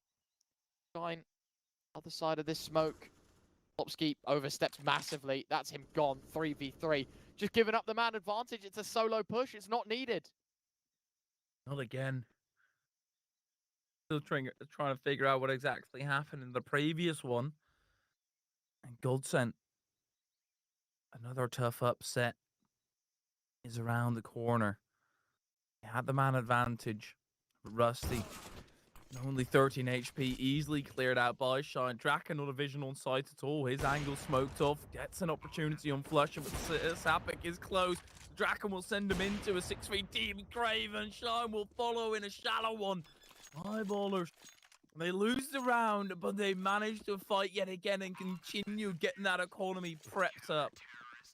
That's so well played. Eyeballers are struggling a little bit. I mean, a bomb plant is decent. Draken's 3k required to bail them out of a round like this, but yet again, one of those positions that, you know, you needed an individual to step up for here in Godsent. Like, that should never have happened, right? Like, you were 4v3, you were 5v4, you had the step ahead every possible turn, and still, you nearly ended second best. It was nigh on embarrassment, but here we are, 13-7. There's a small chance for Godsent. They're looking to make it work. And if they continue performing at their peak, yeah, it's doable. But right now, feels very inconsistent.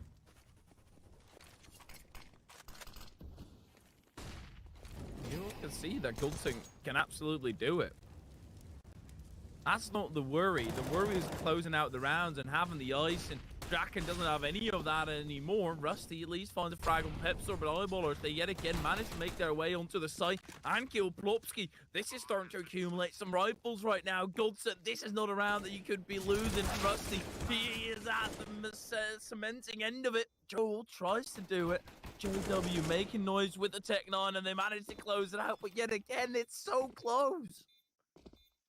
Sick stuff. Yet again, as you say, you needed one to step up, but he does deliver.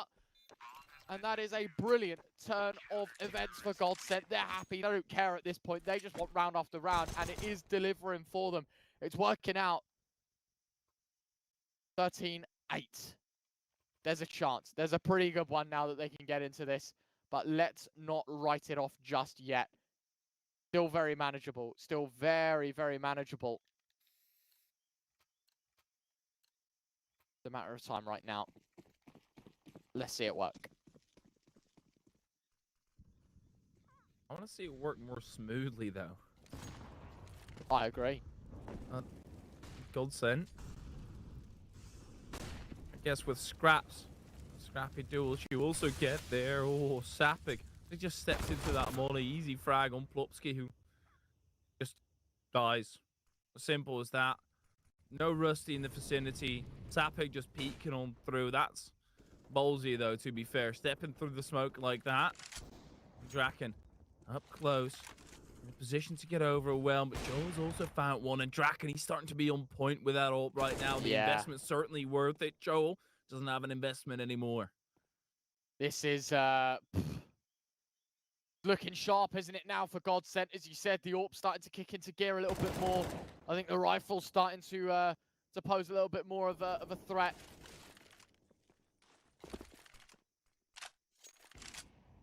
Here we are. Godsent.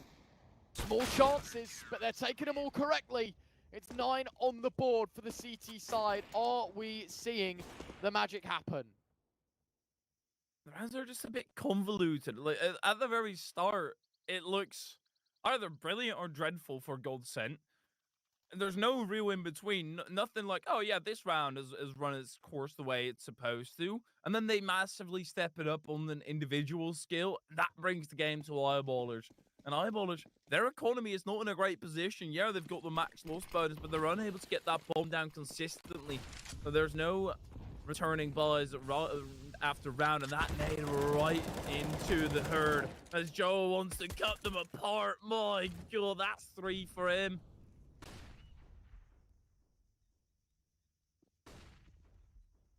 That's a good round. Godsent yet again, big conversion. This is the Joel that we know and love. This is the Joel that can be on rails for the CT side. It's Draken that's performing all of the arts right now, though. Double digits for this CT side. Let's not get too ahead of ourselves because this is looking very, very manageable. Godsent showing that exact same aggression that Eyeballers were as well. Getting up in their face. And I don't think it was necessarily an issue of Godsent not being prepared entirely for the aggression in the previous half, but mainly a case of them just not living up to the task and getting iced out in the duels. And right now, the exact same is happening. Godsent are starting to feel comfortable, taking the game to Eyeballers every step of the way. Plopsky looks like he wants to aggress again, veering over, but Sapik, he's right around the corner, trying to surprise you, but Plopsky, he's already back down and will just safely spray into it. Good look. Joel owned by Flusher, though. 5v4. Looking good. Looking grand. DT side finally have to work from a man down. The deduction starting to hurt. We'll see, because there are plenty more chances. Oh, rotating over. We're taking a bit of a gamble here. And calling Flusher's bluff, but Flushy's not entirely done with the site just yet. Draken does find Pepsor, but that's only a refrag. Plopsky, that's huge. Clears out the cave. And Eyeballers, they're going to realize that A is open. And Godsent, they are a 3-man island having to fight back and start getting over to A again. Yeah, it's looking okay. two players gone, I was going to say, towards the site. It's going to be quite a hard one to watch, I think, for Eyeballers. Haven't got much utility to hold things down. It's mollies instead of smokes, and it's Rusty's rifle that opens things up. Oh, it's going to be dangerous now. CT side find an advantage. This is the chance. This is the real opportunity that Eyeballers had of just making it stick. Plopsky's on a mad flank as well. Right off the money. They're both in donut, and that means Plopsky won't get activated. And it's just on Draken and Rusty. They're going to have to do the big work here. There's a smoke and a molly there. Try and cut this. Solve JW with a whiff shot. There's something lobbed in there by Eyeballers. No Rusty's chance. on the defuse now. There shouldn't be any chance here unless JW manages to come up lucky. Very strong retake by Godscent, and they take down JW. Sick, sick stuff.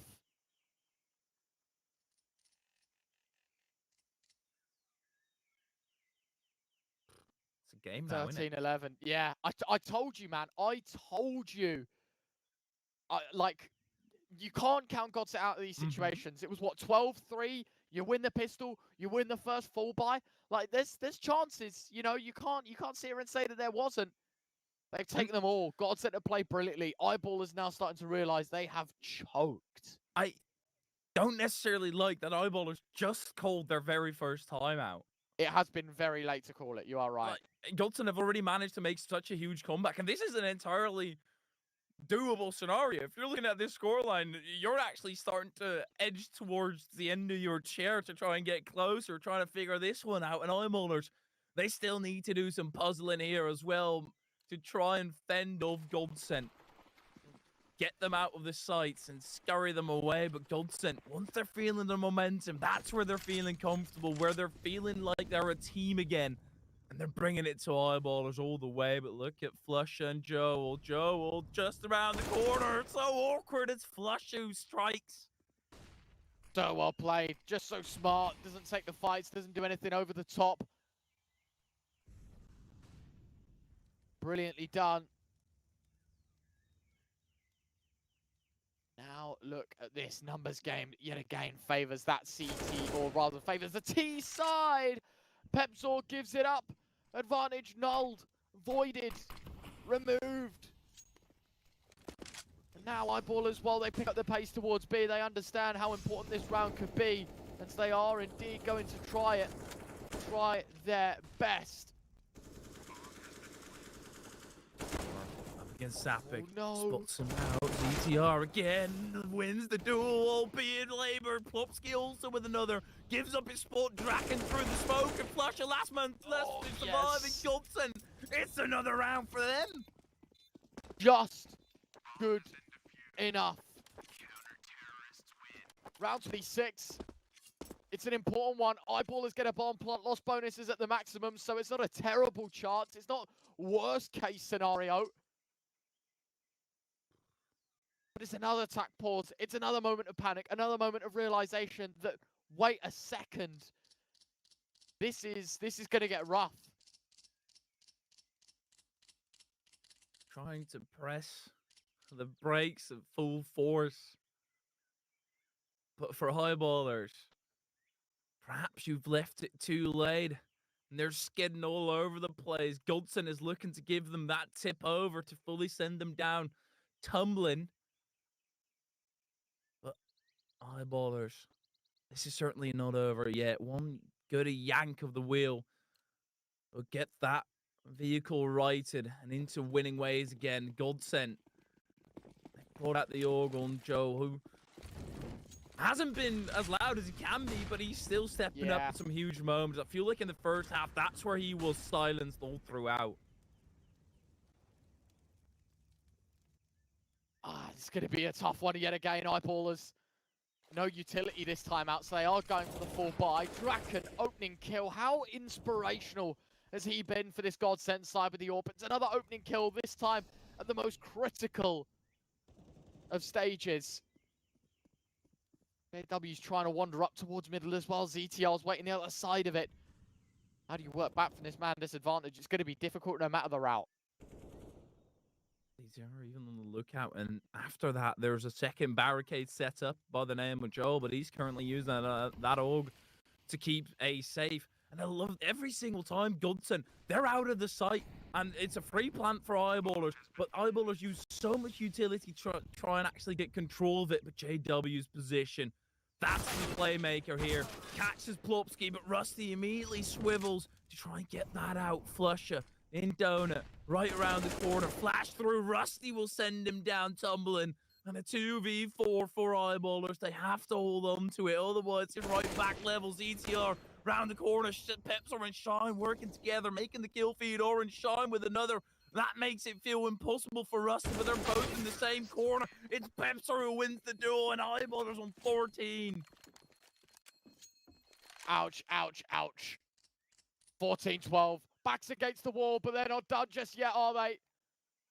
Starting to show what's up. Eyeballers, couple of steps away from taking us to a third map. You can't help but think that the comeback, I mean, it deserves to be complete after what Godscent have pulled off, but Eyeballers certainly don't want it to be that way. Starting to look a little different, starting to look a little more real for this T side. JW's AWP trying to approach to middle. Molly's, smokes, nades. That's enough to force him back. Tail tucked and Eyeballers. Plan B initiated. Godscent got a very similar setup as they did in the previous rounds. A very passive sight hold everywhere. Not really a foot on side at all. Easily smoked off. Godscent, that's been working out for them, but you have to win the 2v4s, and at such a crucial moment. It's a tough one, but Eyeballers again, they go scouring all across the map, throwing a bit of Yuzu, and Godscent are left to figure out what is actually going on.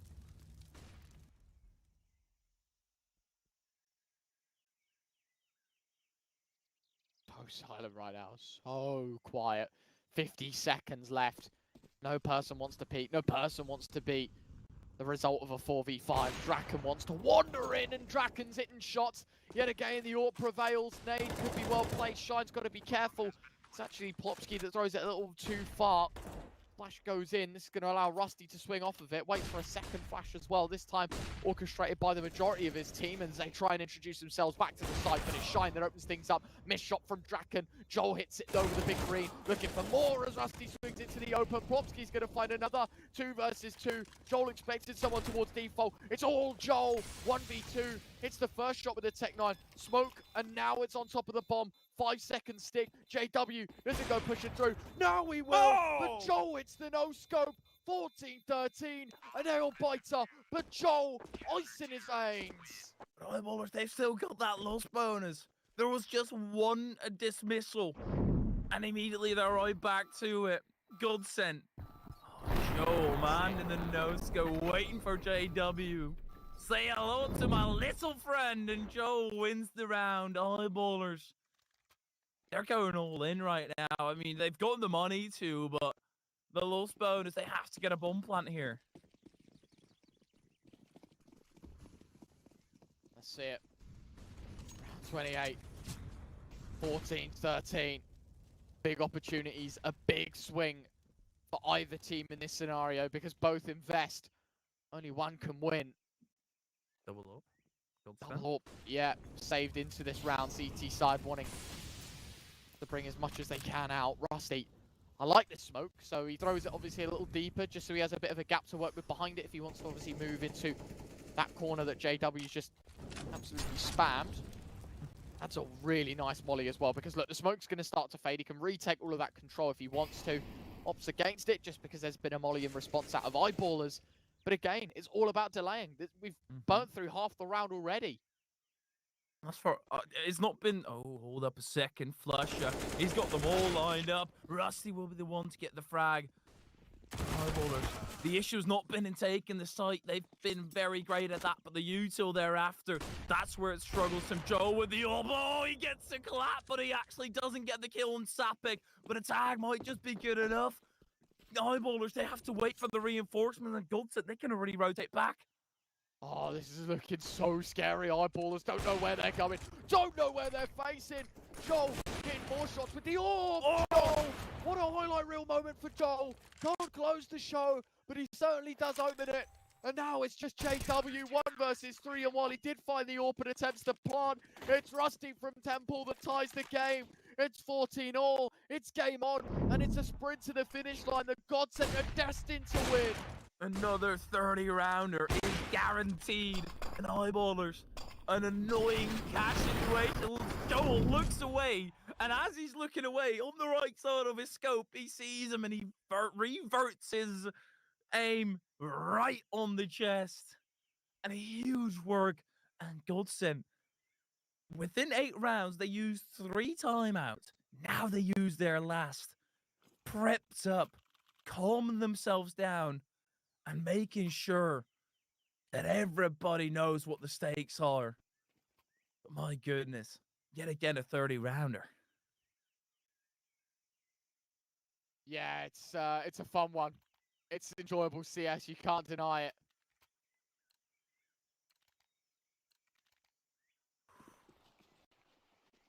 Don't plan necessary for eyeballers here.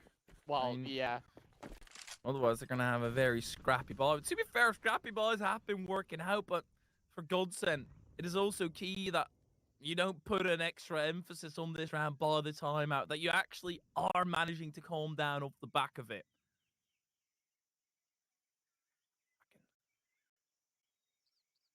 Yeah, this is good. Draken on the AWP, on the angle. Sapeg, if he steps just a millimeter around that corner too far, yes, Draken will punish. First kill is his, has to back away, did spot Pepsor on the jump. Who's going to be the first to face? Nice shot from Pepsor. Flash has found it, but Joel in towards Donut. He's found one with the FAMAS, looking for more, but it's actually Godsent down to 2. CTR's going to try and charge down the bomb carrier. He's actually hit the shot on the Donut player, and he's done enough to hold on. Godsent 15, Eyeballers 14, map and series point, and no bomb plant. Your nightmares become reality for Eyeballers. Oh no, eyeballers. That is not what we want to see, but ZTR getting loud. Even though he's had a quiet performance, he steps up to the plate with a 2K. Rusty also with another one, and eyeballers, you can see the effects of it. A Tech 9 on JW. And Godsent, another 16-14 could be in their favor. Missed Molly. Explodes into nothingness, but that's also perhaps where eyeballers are sent if they don't get this round through. Well, the Godsent, they're pushing aggressive, want to win this round early doors. They're gonna have to do some more work. Plupski's nade also gone around. They now trigger the push. Eyeballers, they're going, but Plupski still tying himself in. Knows that his back is secure. JW tries to run him down, but Plupski and Draken, they find too. And Godsent, it is another 16-14, the comeback. You cannot write this. You cannot stop Godsent. It just looks so damn good right now. What a recovery. 12-3 at the half. Eyeballers were 3 rounds away from taking us to a 3rd map, and instead it's done in 2. What a recovery from Godsent. 60 rounds of Counter-Strike, and Godsent go to the quarterfinals. It's 2-0, and the Swedish Derby, I mean, it had to end in heartbreak one way or another, but it's a devastating loss for Eyeballers.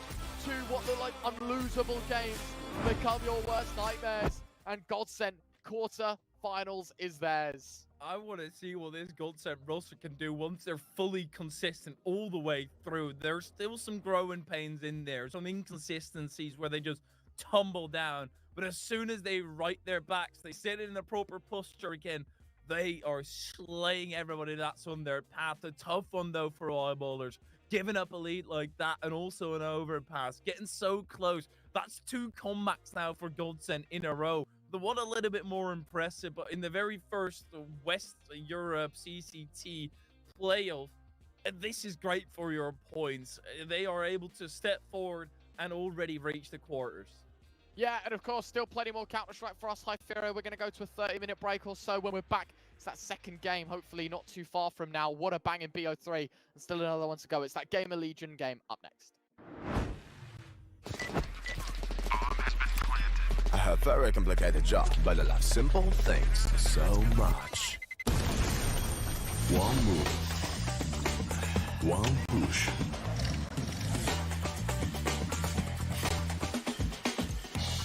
One touch.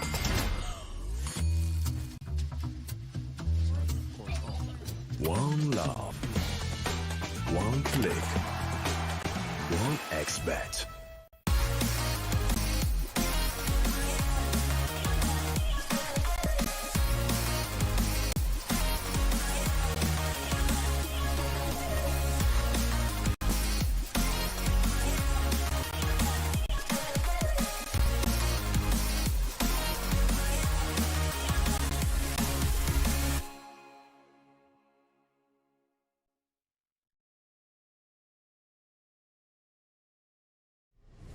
Win up to $1 million with your CSGO esports predictions.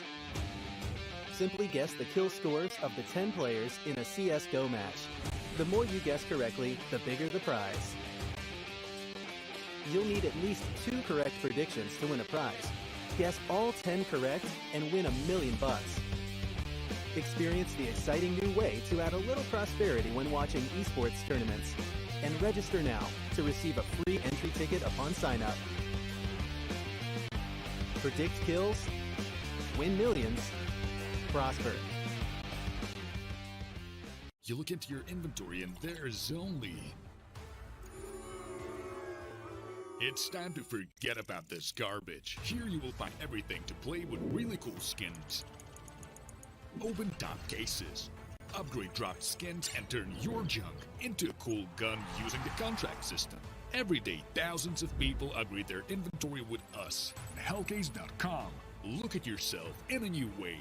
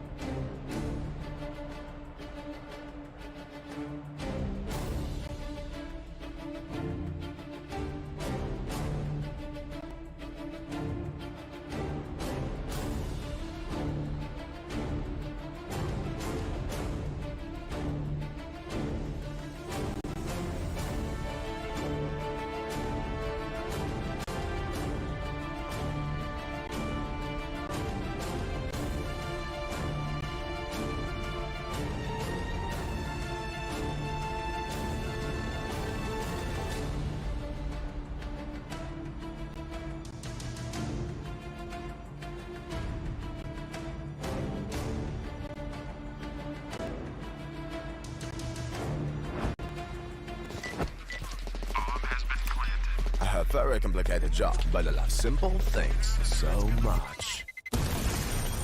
One move, one push.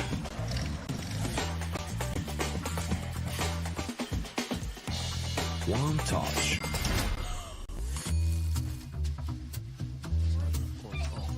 One love. One click. One X-bet.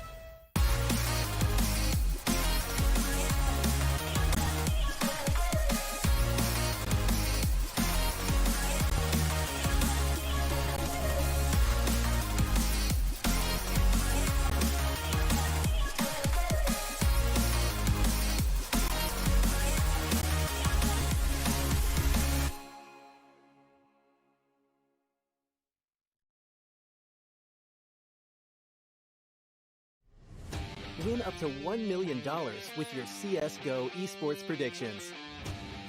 Simply guess the kill scores of the 10 players in a CSGO match. The more you guess correctly, the bigger the prize. You'll need at least 2 correct predictions to win a prize. Guess all 10 correct and win $1 million. Experience the exciting new way to add a little prosperity when watching esports tournaments. And register now to receive a free entry ticket upon sign-up. Predict kills, win millions, prosper. Trying to get the skin of your dream for a long time but can't get it in any way? On our website you have a unique opportunity to get your favorite knife. Users on our site can hand out skins themselves, and participants need to fulfill some simple conditions. For example, watch a video or buy a case on our website. After that, you automatically become a member of the distribution. Go to the user giveaways tab and do what you like. Hellcase.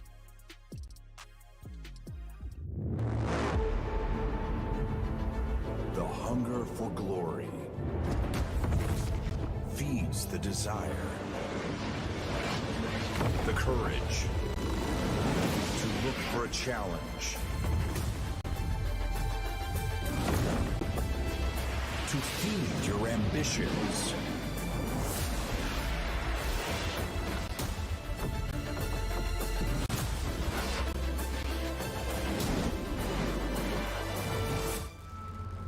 To reach for greatness. To become the champion of champions.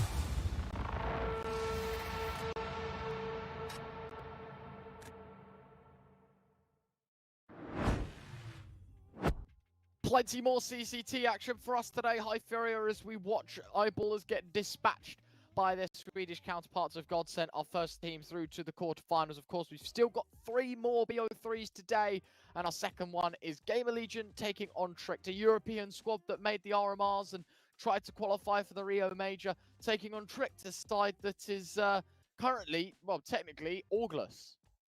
Yeah, it's relatively tough for Trick, both in the org department and also in the performance department. They have been very up and down, and when you watch them when they're up, it is lovely to watch them, but because you know what they're capable of, it gets really tough to watch them when they're really not up to form, losing 4 out of their last 5 matches, one of which against G2, which you're not gonna scoff at all, and then the victory against Havu, they managed to take him down. So it's really tough for Tricked in the mental department mainly. That's where you can really start them crumbling them apart every step of the way.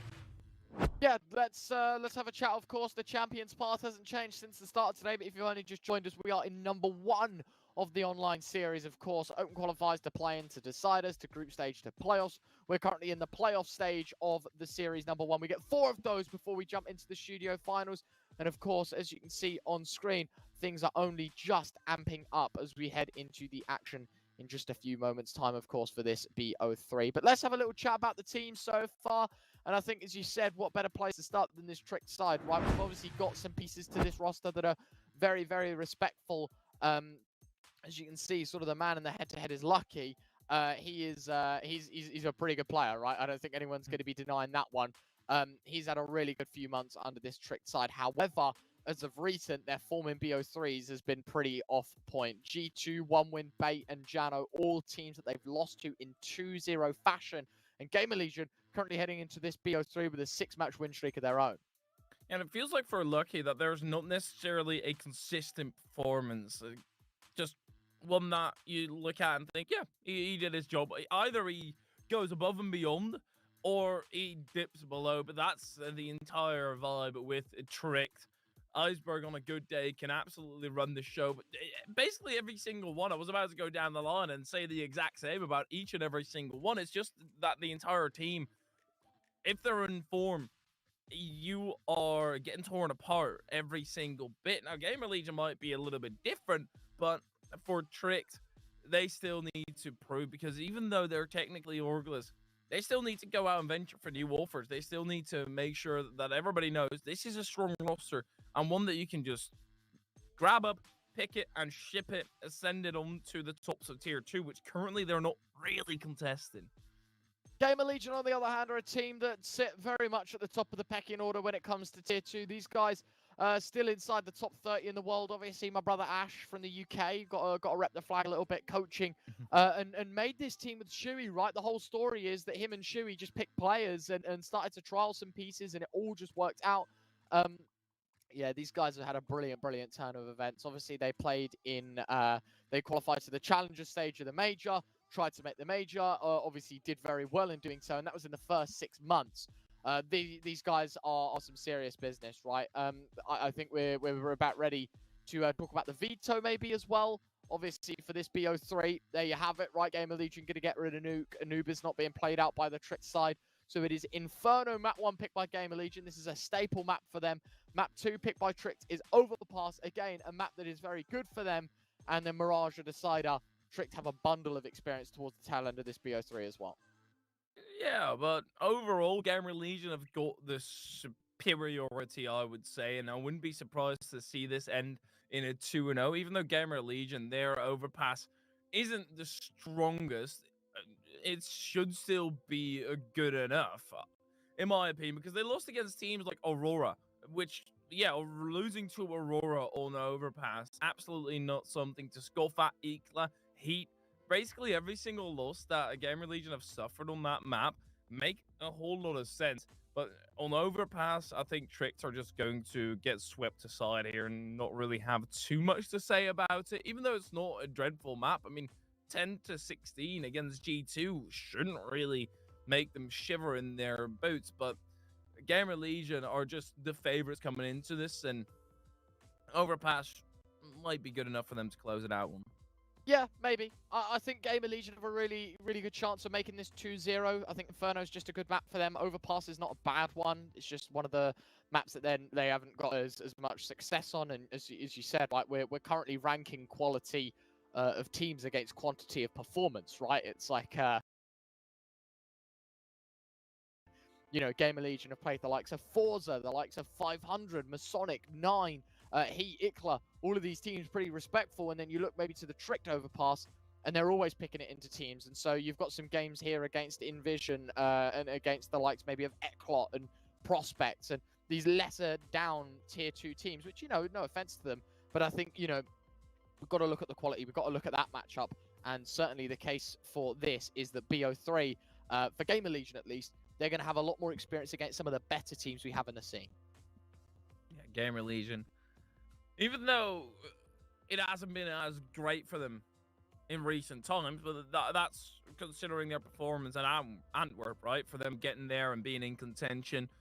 But Shuey also being picked by Carrigan in a little side note as the dream team IGL, right? It's so hypothetical, and sure, you can't really derive anything off of that, but at least it speaks to the potency of a player like Shuey. And GamerLegion, they're going to have to bank on that, because if they manage to outwit Tricked here as well, it's just positives on top of positives to take down Tricked. Yeah, okay, we should be heading into the action very soon. I think predictions-wise, both of us are going to be siding with GamerLegion here. I don't think it's going to be much of an issue for them to run into the action, you know, and just take it all on. Obviously, for GamerLegion, right, they obviously qualified to the RMRs again. They're currently in RMR A. They've done it again. Very well played to them. RMR B, you know, we don't see a Tricked side, right? So again, it's like kind of feel like this one should be going GamerLegion's way, just off of recent performance as well, recent success stories, and all of that on top. Yeah, it's certainly going to be a fun one to watch. I think both of us are going to be siding with that GamerLegion side. Of course, it starts on Inferno though. And this is a map GamerLegion they love. They've rehearsed this map so much. They know what they're doing. They know what it's like to win. This is the map that they knocked out G2 in, right, for the major. They knocked out G2 on this map of Inferno. The question is, can they dispatch of Tricked the same? That's for us to find out as we head into the first game here. It's Inferno, it's Overpass, it's Mirage RBO3. If we do see Mirage, it'll be a pretty decent result for Tricked. But it's going to be a hard one. Let's get into it.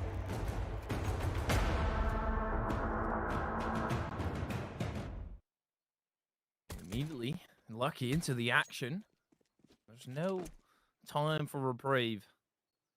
GamerLegion receiving the early damage, but Tricked with a very heavy setup. 2 dualies in there.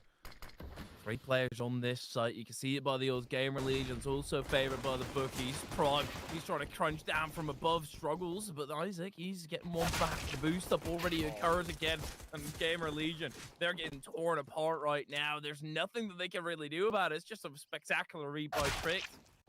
Right, nice shot out of Core. Yes, I was going to say these Glock CT, the pressure's there. Wouldn't say they get wrecked. They certainly had a chance back into this round. 2v3, the numbers level. Imma needs to connect on the final shot. Quez already tagged up enough by the Glocks, but a 1v2 to come out of the Julies. A narrow miss, and it's Tricked to take the pistol. And just, it would have made sense if they got wrecked. They fought back valiantly in a war zone. Tricked all rotating over early doors. And there's just so many CT players around that GamerLegions are not favored at all in that altercation. Still getting it down to the final player, but 5 MP9s for Tricked. 5 of them.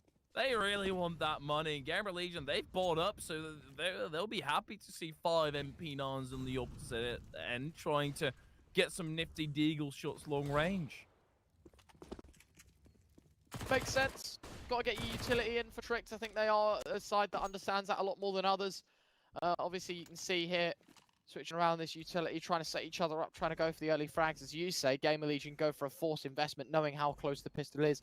They're looking to do the exact same thing once more. This one, a very slow tone to it, though. GamerLegion go fast towards being the pistol. This round, it's a slower approach, and it is to the other side of the map, towards long. They'll be lobbing in a smoke, one in response, and Imma, he hits the first shot. Nodios does trade 4v4. GamerLegion, as long as they're able to get some of those MP9s in their hands, they'll be able to contest. They've all got head armor. GamerLegion trying to find a way through, and it looks like they're going to be scouring the site that's got the majority of the players. Even though Prime is starting to back down, he can easily get back in contention. And this just looks like an app spot all around. Tricked. Are they going to be prepared? They're stepping out into the open, and if the flash comes through, Lucky is going to be entirely blind. Back the core around the corner, and oh no, that's just Tricked crumbling, tumbling down, and immediately called in the save. Yeah, you can't hate it. It's a really nice round from GamerLegion there. They slam the brakes in the 4v4. Tricked overcommit a little bit towards A. A little bit too overexposed. The apps drop just working perfectly. And look at this, Shuey hunting for blood. What's the exits in this round? Oh my word, Shuey. 6 shot. Nodio's deleted. And it's just Prime left, other side of the smoke. They're going to go nose to nose. And I think Shuey knows center mass. The shots would connect if he's just to spam away. Checks up close, making sure the feet don't stick out. But hello, right in front of you. Shuey waits to hit the head. And GamerLegion deliver by means of elimination. It's GamerLegion that equalize. It's such a non-panic shot as well by Shuey. He just knows his position, sees the weakness, and easily slides his mouse over to pop the dome open. But Tricked, forcing up on their own. GamerLegion now have the 4 MP9s. This is ridiculous, man. I do want another rowdy best of 3, just like the previous one, but some making sensibility would be nice as well for my brain to have it slow down a little bit instead of trying to run at full engine and and the computation continuously coming up null and void. Eagle spam. Terrible. Iceberg has to get out with his life. He does equal damage too. Equal is actually a little bit more than that. I thought he'd done a lot more damage to Keels than he did. It's an 8 HP tag by the Deagle.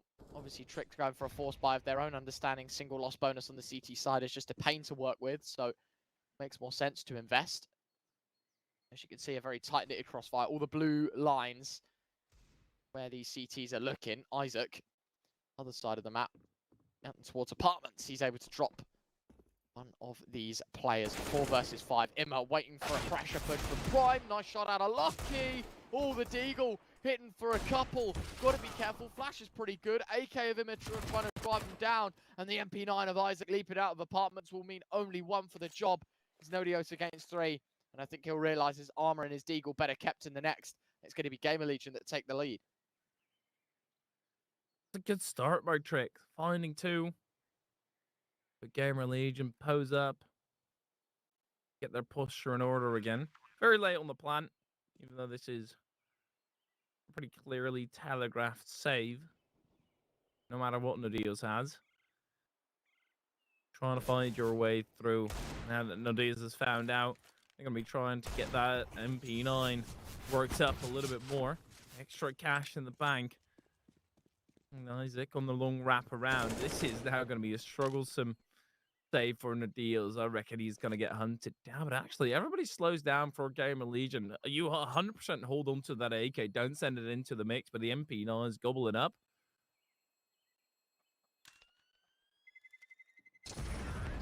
Done. Dusted. Finished. It is looking very, very good now, of course, for GamerLegion side. Money starting to look a little bit better, a little bit more useful. Tricked, of course, now back down to ecos, down to pistols. Just looking for any damage here. A consolation round for GamerLegion after their efforts in the force buy response. It's looking pretty damn good, of course, for them. And speaking of damn good, if you're looking to get your hands on some skins, just in time maybe to you know, get on the Face It grind with your friends later on or what have you, you can go check out our skins partner over at Hellcase. Of course, it is a gambling site. You have to be 18 to play. Use our code CCT up to 10% on your deposit bonus. Very, very nice stuff. Expected eco dismissal out of this GamerLegion side. Pretty funky stuff. A little bit of tag damage. Deagle does nothing. Quite a redundant round as we head into round 5. That's where Trick need to show their A game. Tricked have to get back in contention, winning the pistol round and then losing and the force up thereafter. Always a tough one to deal with. Tricked. 4 A1Ss and only the 1 A4. Obviously no money for an up. Put Lucky in a happy spot. GamerLegion. Oh, the nade stack from Kales is going to be tough for him. Reduced to 3 HP. Don't think that was where the smoke was meant to go, but still works out to a certain extent. You just have to kind of back down a little bit further.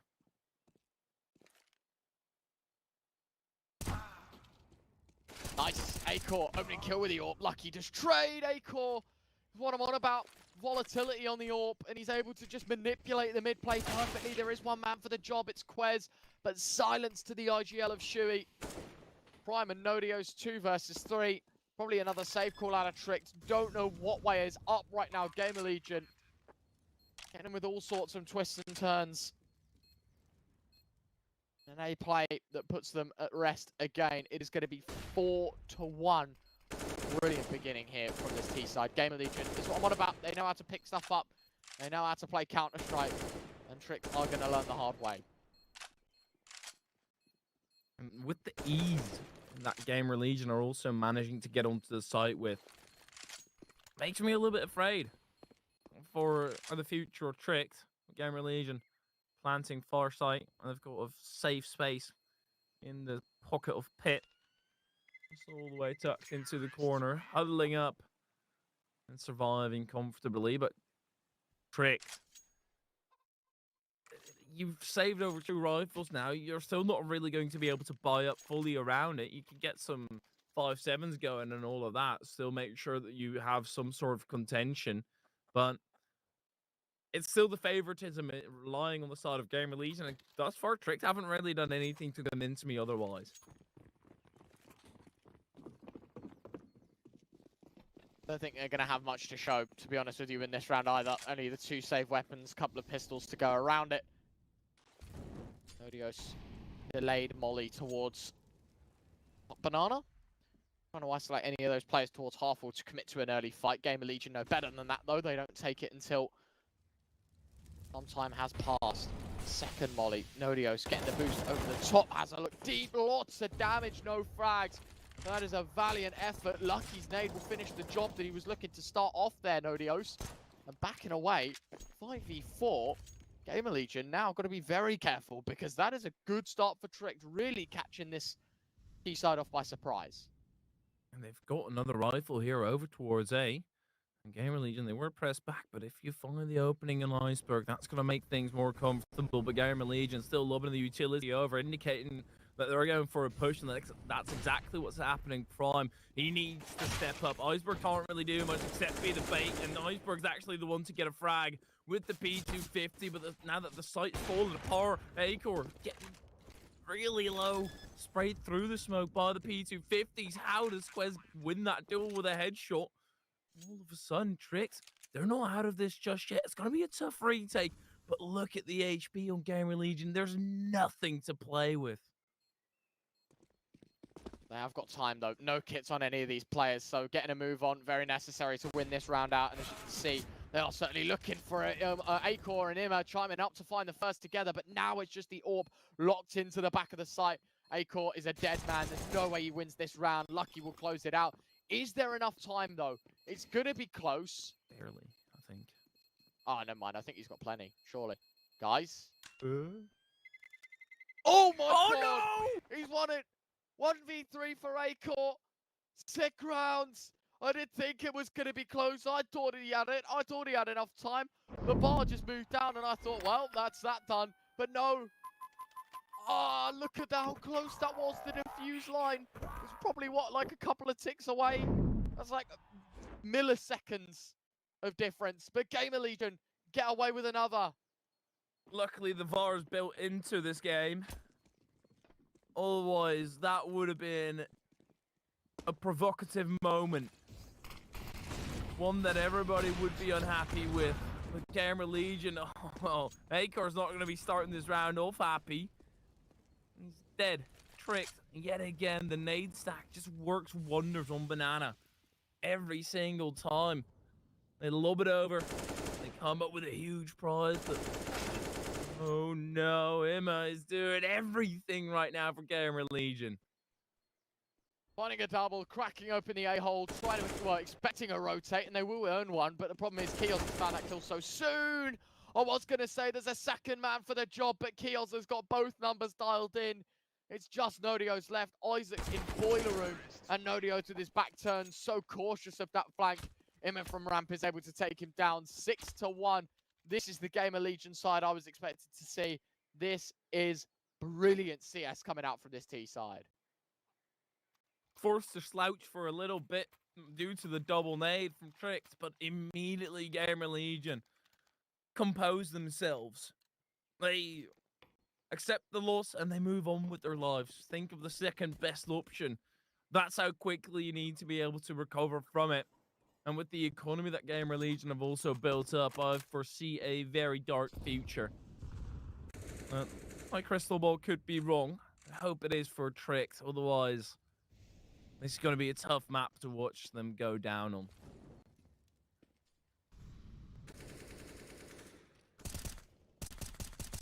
Zero. Another round, another opportunity. Gonna have to be their time to shine.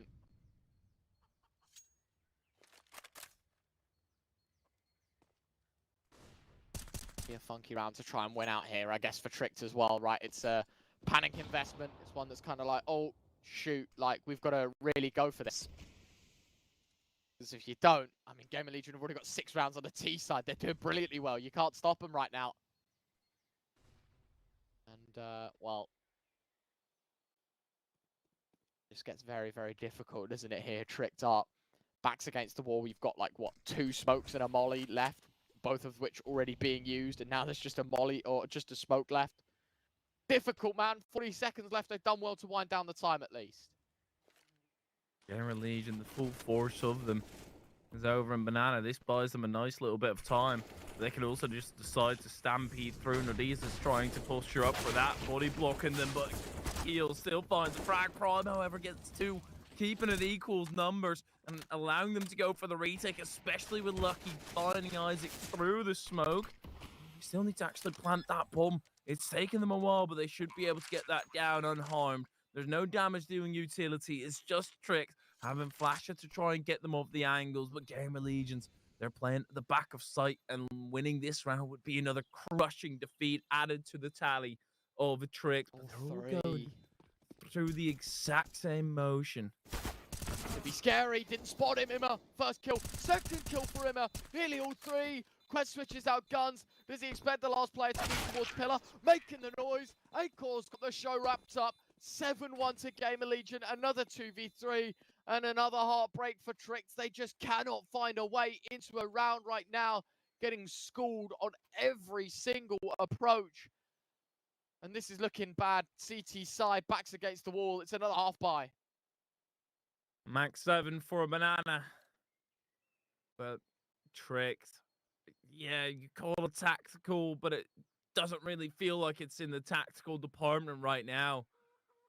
Just GamerLegion's showing why they've made the RMR, why they're the better team right now. And Tricked, they're trying everything that they can do to catch up, but every single time they throw something new, it only worked for a second, and then GamerLegions are adapted to it, and the continuous looking for finding new things for Tricked. At some point, you've exerted all of that. You've gone through your playbook, up, down, left, right, and center. You've read every single possible scenario. But if GamerLegions are just prepared, they're prepared. There's nothing that you can do.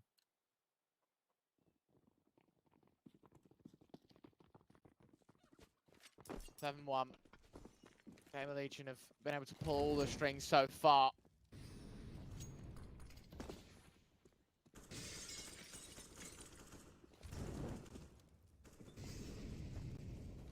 And Iceberg already dinked up through the wall.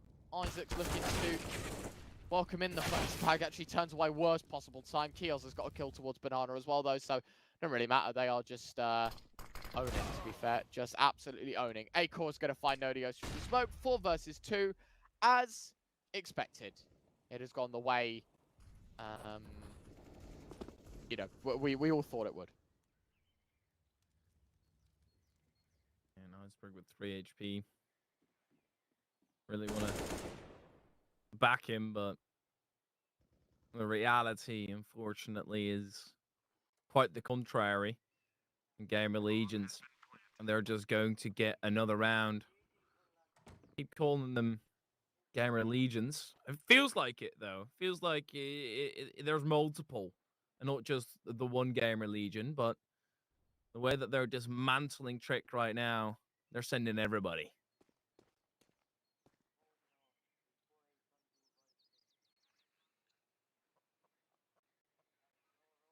Eight rounds on the board for GamerLegion. Statement being made yet again. Just an easy pick apart. Solo towards Banana. Trade towards Apartments. Another one towards CT. Welcomes into the site. The rest is in the history books. GamerLegion are running away with this first map. And this is what we expected out of the gates. This is the GamerLegion we know and love on this first map. It's Inferno. It's their pick. And it is their strongest map. Well, if not one of the strongest maps that they have. And they are certainly showing the devastation they can cause. Tricked aren't a bad team by any stretch. They are a very, very solid squad. But this is what we're talking about. This is the cut above. This is the GamerLegion we know that can take them to RMRs, that can take them to challenger stages of majors. This is the map that knocked out G2, the infamous story.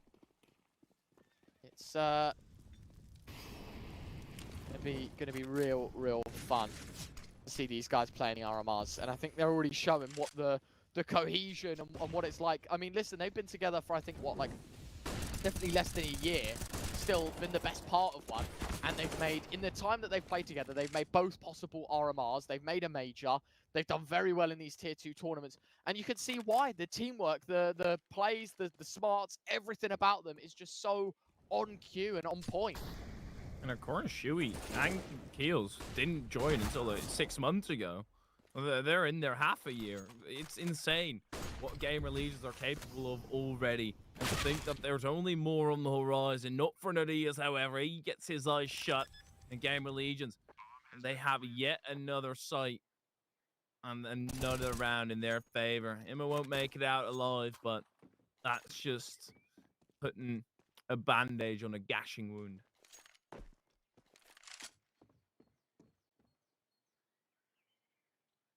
There you have it. Another easy pickup. Tricked on a full bite. Made it look like an eco, to be honest with you. Did meet more resistance than usual, but even then, this is, yeah, just brilliant stuff. You cannot argue. This has, you know, been very easy for GamerLegion. They do actually lose a fair few people.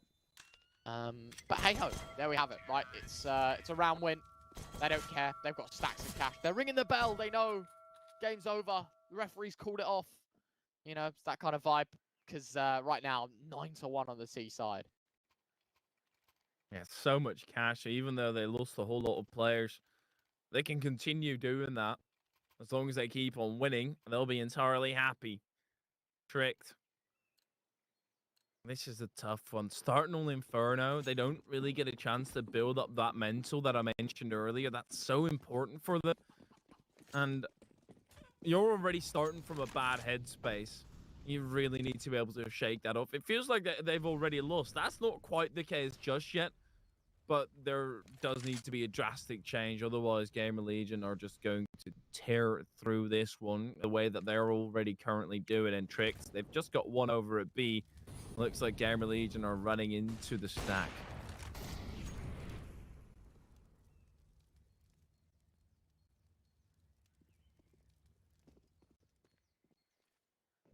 Iceberg up on the boost. Is this read into by GamerLegion? I mean, probably do see this one coming, but what cost? Lucky under porch, going to find the first frag. They know that there's a player in the skies as well. Isaac's able to isolate one.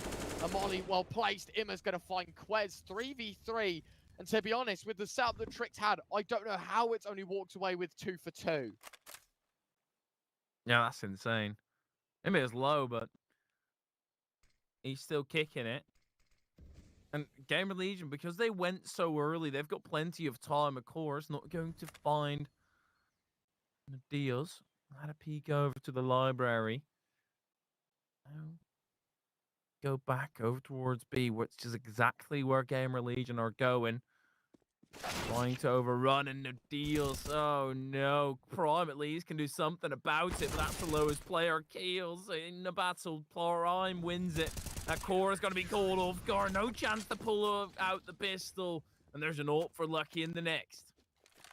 That is sick from Prime. Able to isolate all those fights. To be fair, it's GamerLegion's fault for doing what they did. They just walk in one by one into the crosshairs, into the jaws of Tricked. And there we have it.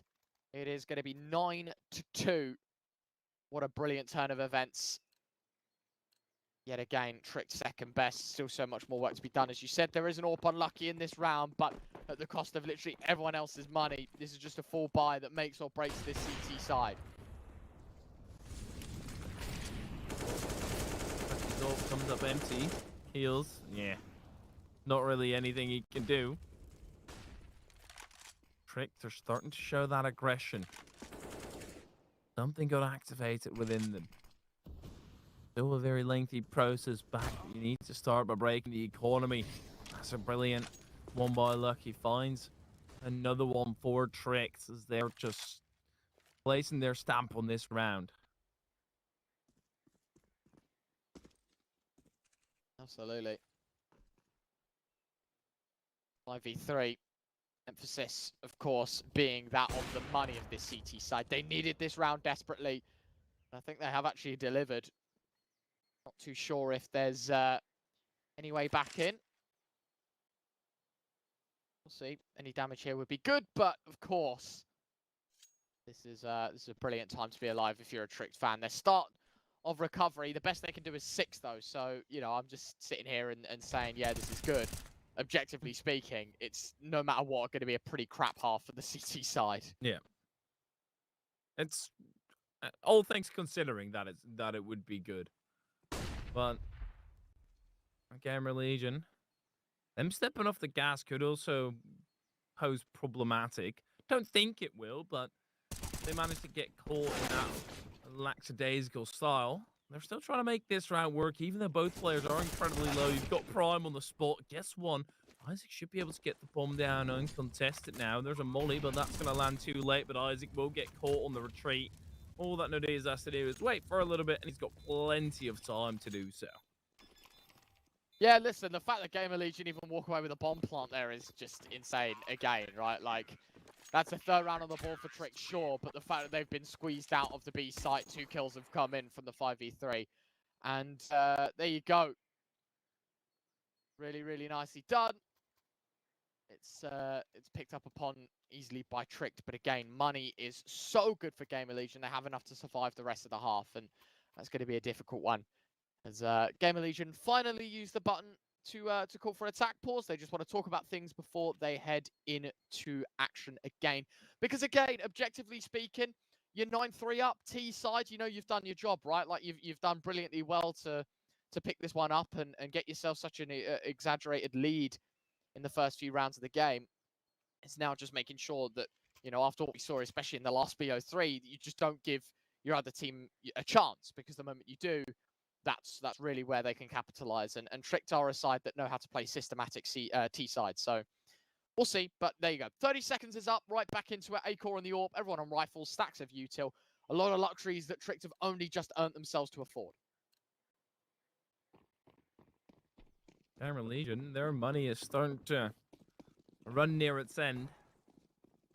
Tricked, they're able to capitalize right on this round.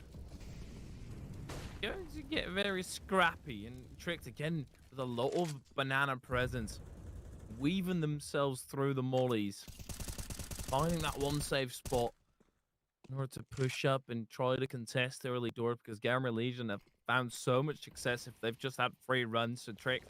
That's the thing they've been changing. They're starting to prop up more fighting towards banana.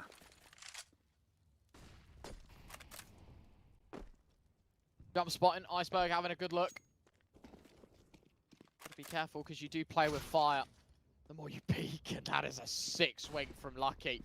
Just slides on out, finds the frag, backs up, 5v4. I think Kios, understanding what's just happened to his fellow teammate, is Orpa.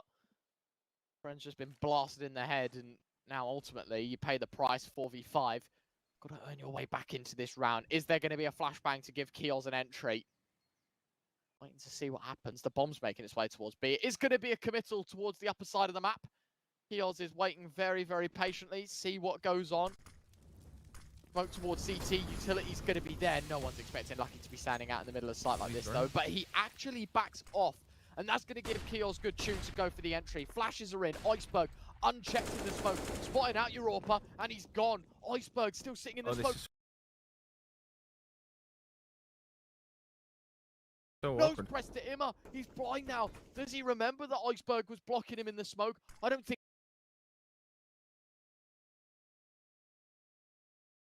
so. No one's checked him. 10 seconds left, but Imma's holding it down. What a brilliant sequence for GamerLegion. 3v4. Retake looks undoable. That's so tough for Tricked. Had a decent setup, but Lucky just the edge of his feet burning, and indeed Tricked are going to back down. But this is what I mean, right? This is exactly why Tricked were fighting for a little banana presence. Because as soon as you give it up to GamerLegion, they'll make something work. They'll get the execute flowing. And for GamerLegion, on double digits, on the T side, there's not a whole lot of hope left for Tricked anymore. They had to get every single remaining round that was possible. Now that they haven't even managed to do that, sure, they'll be able to buy into this one, but yeah, it's not looking great for Tricked.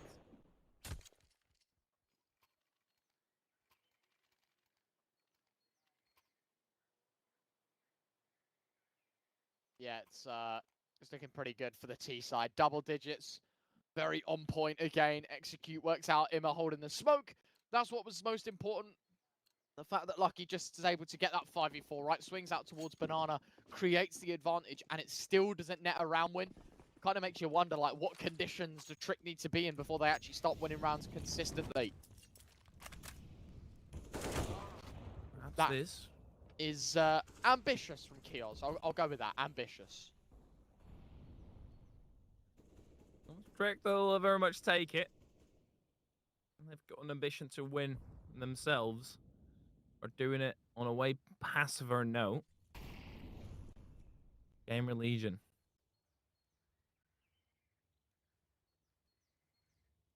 Very slow and methodical. Every single round they wait over at mid, see whether they can go A, B. But Tricked again, they've given up Banana altogether, not giving them a fight at all. And sure, GamerLegion are clearing it out, but look at how they clear it out. Not a whole lot of mollies, and they will all use that to try and get the site on lock. Spots it. Prime not getting away from that. Very integral 4v4 because Imma, of course, picking up the trade. Do they expect Nodio's back to the site? It's a good flash. Well timed as Nodio swings out. An easy double. Bomb needs to be picked up. 35 seconds. Nodio's fighting for his life in the back corners. No one's here to help. Shui's able to silence that threat. Nearly gets the spam through onto the AWP as well. Lucky, fortunate to be alive, but it is just your IGL of Shui left for GamerLegion. This is a must-win, or rather for Tricked it's a must-win, and they do indeed convert, but GamerLegion still stuck at double digits. Trick, the best they can do is 5.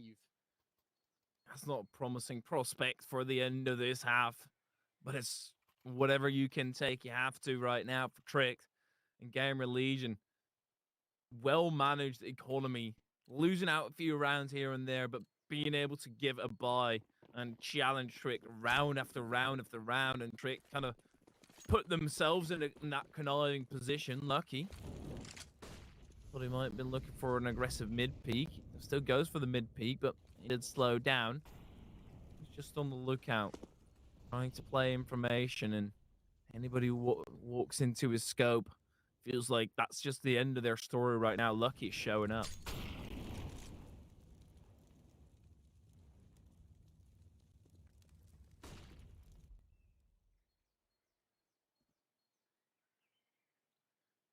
Very quiet. Okay, that's better. A-Core, opening kill is his. Lucky gone. 5v4. That Banana engagement was usually taken by the AWPs. This time it's towards long, and A-Core winning it out beautifully. Minute left for them to kind of orchestrate their plans and put together their efforts. See the immediate response is a smoke towards balcony. The double push in towards short. Trick to getting a bit impatient, knowing that they're a man down. There's so much void that they don't have information on. And technically, they had the timing to run long. So that's what they're trying to check out. Shui waiting. And that's an easy double for your IGL. GamerLegion just walking towards A. Reoppressing towards short. Trick just walk into it. Kios is going to hear both set of steps rotating off. He'll call to his teammates that the site's clear. And now it's just about boxing in these players. A brilliant half displayed out by GamerLegion. They were able to just do it so eloquently towards A in this one. And now it's just Prime and Nodios that walk into certain death. A-Core waiting on the AWP. As both players approaching from long. Shui finds another. And it's all down to Prime. 1 versus 5. Does find the first. But again, lots of hurdles to step over. And unfortunately, not going to happen here. GamerLegion 2 alone in the first half. 5 away from closing out their map. Let's see it happen after the break.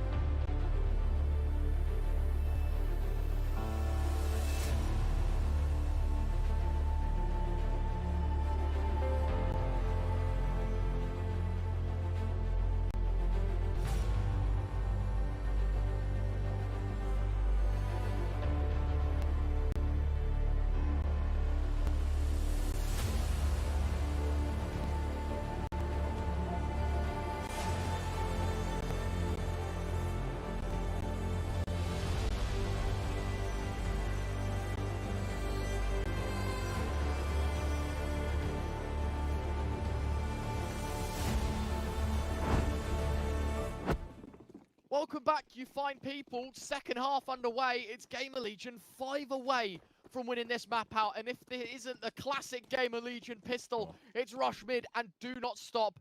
They hit the yellow wall and they wait. Kios waiting for this push to come in. Lucky's going to go for it, and he does indeed deliver.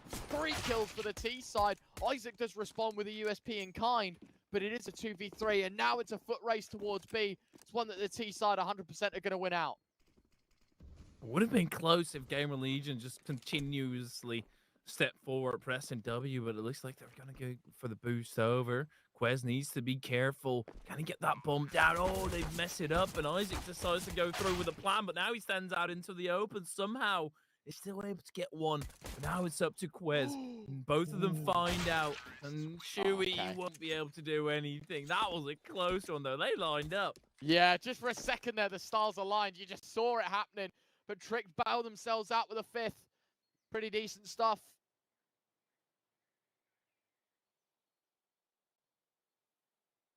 GamerLegion, of course, still only 5 away. It's the bog standard, right? You lose your pistol. Surprised they don't actually go for a force buy here. They take an eco.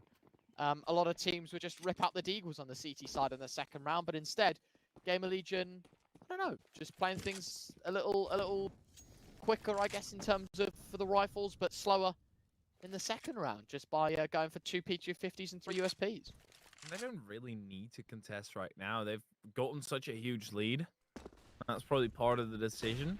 But then everybody's sitting over towards B. They've guessed wrong. You've got Acor with P250 on the opposite end of this smoke. He'll start spraying, but the fire that he's going to get returned. I don't think he's going to be too eager to challenge again.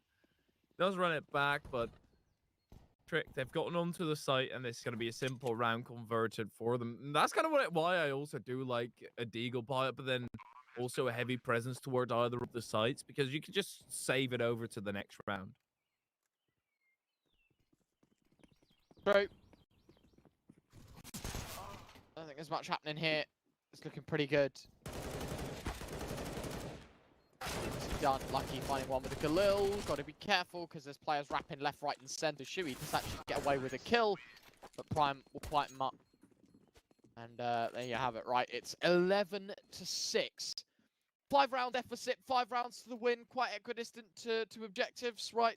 Tricked obviously trying to play the game of chase. GamerLegion just trying to close the show. It's about this investment here, though, that the CT side obviously make. It's 4 M4s and a FAMAS. Fair bit of utility to go with it as well. GamerLegion have done pretty well with the money that they have. Now we're going to see Tricked. Are they able to challenge GamerLegions on the T side? Are they inventive enough? Looks like just going to be a whole lot of banana presence and another nade stack, but right down the opposite end. Shuey is going to feel the wrath of that. He still makes it out alive. It's a crucial bit of information. Tricked. They're not going to realize how much damage they've done until they finally manage to get him down, but Tricked are spread thin and starting to collapse over towards A, making sure that they've got all their forces joined up.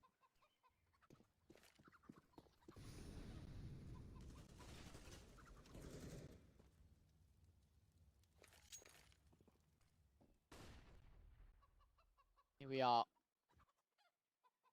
Minute left. GamerLegion still holding on to a fair bit of utility. Having a look over the top here, see what's going on. Smoke starts to fade away, and ultimately, see nothing. Bunkered up here, GamerLegion. The Acor's already turned towards CT, understanding that they can come from that direction. Likelihood now is quite high. Volley towards Pit. Again, this is just to try and sell a bit of an A play, because by the looks of things, they might just wrap this one into a B split. Problem is 30 seconds, they've got to go back and get the bomb. And Quez could get caught out in no man's land. He opts to go back towards Banana, and the B players under threat. Acor, Kios, what can you do? 18 seconds left. There's a smoke, which means it's just time to delay. Acor trying to get over the top, having a look to see if he can catch up a bomb plant. He's going to try and deny the carrier, but it's not going to happen now. Kios just left in, and he's dead to right. It's an easy plant. It's an easy round for Tricked, and they'll make it a 7th. This should be a save for GamerLegion. And great time management for the side of Tricked. cut it incredibly close, but as long as you manage to get that bomb down, it's all right. And they had enough time to actually clear out the back of sight purely due to GamerLegion getting antsy, trying to aggress early doors, and Trick were entirely prepared for it. And they'll have that round converted, and 7-11. Yeah, there's still a substantial gap, but Trick have already proven it, at least in a one-gun round, that they're able to win it out upright. GamerLegion, they'll be able to run it back right away with 3 rifles saved over. This is still a steep hill to climb for Trick, but at least they've summited the first little nudge.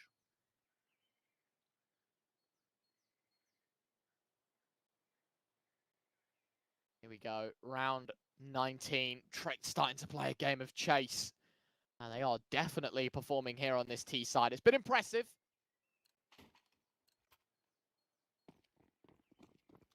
See what they've got in store for us here. GamerLegion, of course, it's meant to be an eco, so apart from those safe rifles, it's just pistols, it's half armor, it's anything to try and do damage to this Trick side, because they know only a few steps away from really rocketing up in terms of cash. Round 19. Cool. Waiting for Quez. Could get overstepping. No, it is a very easy kill. Isaac on the other side. Quez just reads into that play. So nice to see that one picked up. And now ultimately this is just going to be an A split. Little resistance on the site. Number 7 is of course Mr. Imma. He's got everything to do and he's stuck in Big Pit. No way out of this round. He's an head man. Finds the first, finds the second. Oh my word, Imma. A moment of brilliance, but again, it's all drowned out by the fact that Trick now have a free site and a plant. Yeah, and Chewy's not going to be trying that one. Makes sense. You can't bank on Imma getting 2 frags there when he's out into the open, when everybody from Tricked is starting to collide on the site. It still makes sense that Chewy's just sitting safely, carrying over his utility kills. Ooh, actually does check the angle before he grabs the rifle, but the same demise is still met, and Tricked inching close towards those double digits, which means they're starting to challenge GamerLegion right now. Crazy to think that we're even talking about comebacks. I mean, after what we saw in the first series of today, you kind of, yeah, okay, maybe you do reason with it a little bit, but never would I think at this moment in time that Tricked would have a chance on map 1, and they are delivering. Worrying signs. Game's not over just yet. Still plenty more to work out. Right now, at least. GamerLegion ball by ahead of them here. That really does, as you say, sort of sculpt the next few rounds and sculpt the idea of a comeback here for Tricked. Gonna keep playing the same because it's working. 8-11. 3 rounds to the good. GamerLegion have not got around since starting on this CT side. Oof. Yeah, something like that. Yeah, that's an intrinsic analysis, to be fair. Very well laid out, but Tricked starting to get fired up right now. And Imma spotted out, buying the deals, who's closing down on him. Yeah, there's no chance, and the deals have that checked out. And oh my, he even gets a second. Barely takes any HP, any damage as well. GamerLegion, what is happening? Dave Cool, no chance. Trick gonna go hunting. Prime wants blood. Oh my word, he turns off the angle. Timing not gonna be good, Acor. I mean, you are damn lucky to walk away with your life, son. But as you can see, Tricked, well, I mean, 2 kills towards A. That's all she wrote. They're done. Oh, hold on. Run boost? I mean, I like the idea. Unfortunately, no one's there. Do they go for it again? Be quite funny if they do. No. Prime is like, nah, hold my beer. I'm going for this. My time to shine. Iceberg. Yeah, I don't know. That is quite a risky play. I mean, he goes for it anyway, and it nearly works out, but Kios will have him out. And it looks like the T side want the B side as well. And a full-blown execute will result in no frags for this T side. They just lose a couple, but at the end of the day, they're happy giving it up. 11-9. Only 2 more rounds. It's growing legs right now. The comeback certainly in place. GamerLegion, rightly so, call a tactical pause. They managed to get out alive in the previous round, but there were some antics. They need some time to simmer down and also to look at their economy.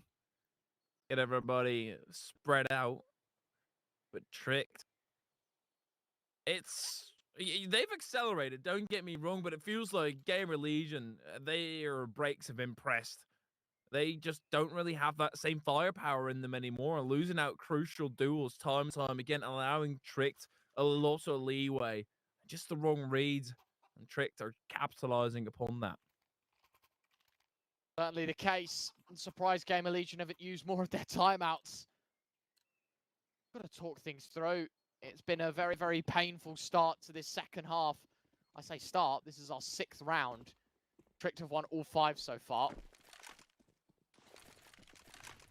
Nicole lobbing in the nade, giving his teammate a little bit of utility to use, and by the looks of things, Prime is trying to usurp all that control.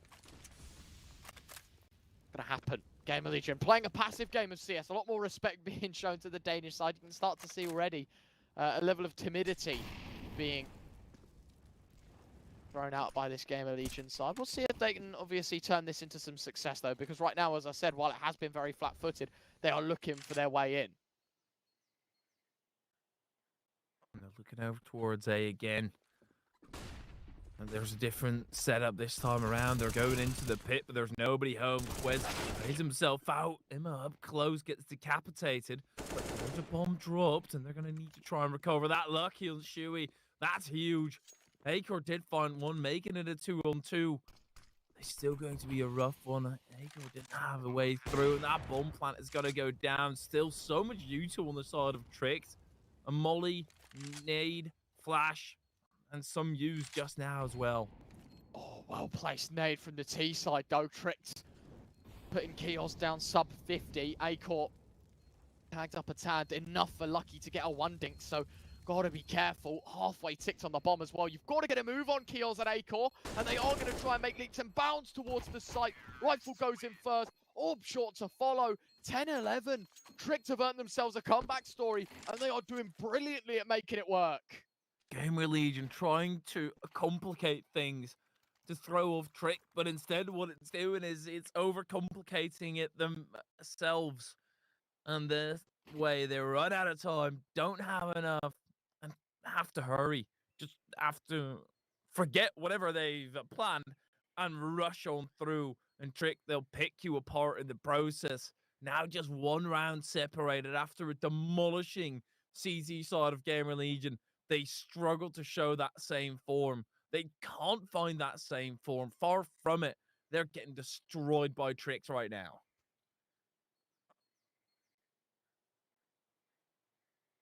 It might actually be happening. 11-10.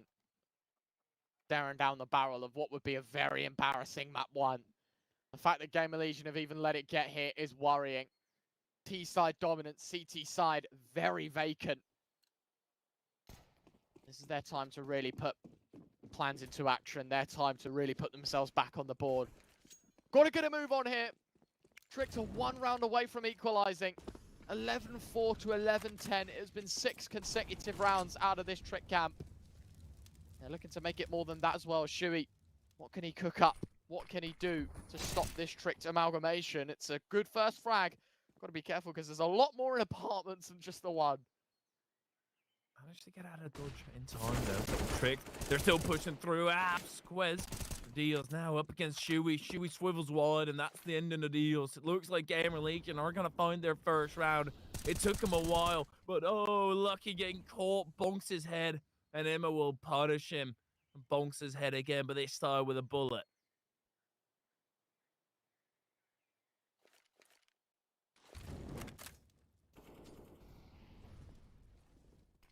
One man for the job. It's not going to happen here. Immo wants him done and dusted. GamerLegion finally getting around on the CT side, I should say. 12th round of the game, and it took them, what, 7 rounds here on the CT side to finally find their first.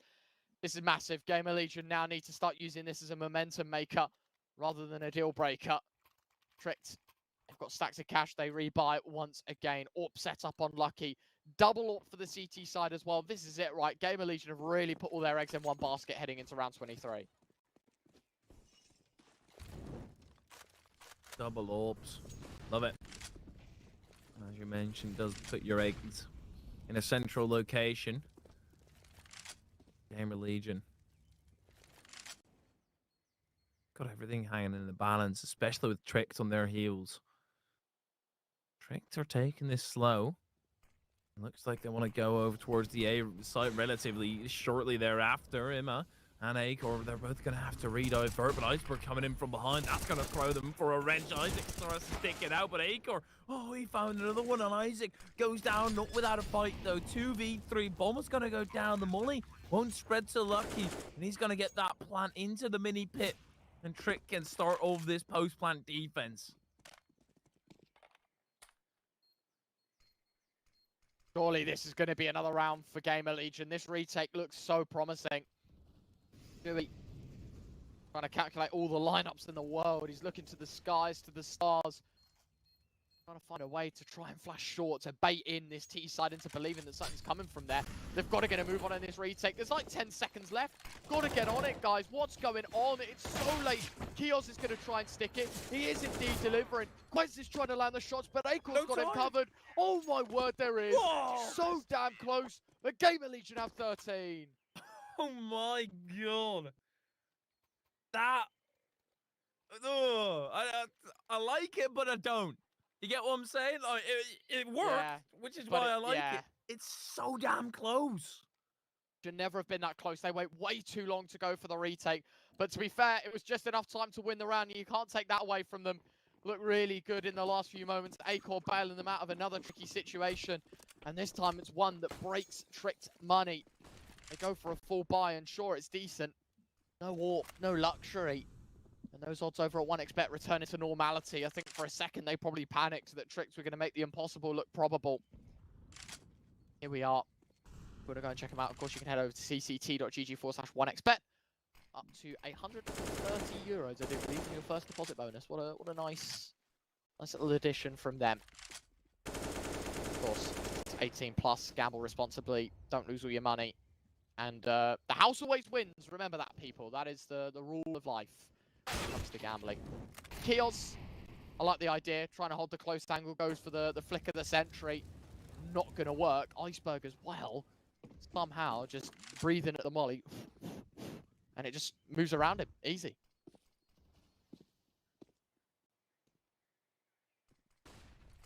Smart thing. What a flash. Oh, Oh no! my god. That's tough for Iceberg. Shuey is able to go back into sight as well. GamerLegion. They've left A entirely vacant. Now they're starting to realize that, well, it's not as quick for Trick, but now the Trick are still going over there. They're about to run into the full house. Even getting tagged up from behind.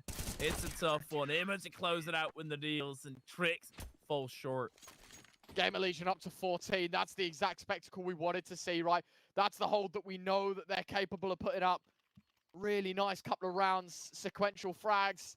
Swings from Shuey. Nice ideas from the site hold as well. Just trying to bait one another, trying to play off one another. And it's just sensible Counter-Strike. GamerLegion know at this point there's no risks to be taken. This is just about getting it to 16. And they are damn close, especially with the money of Tricked looking this bad.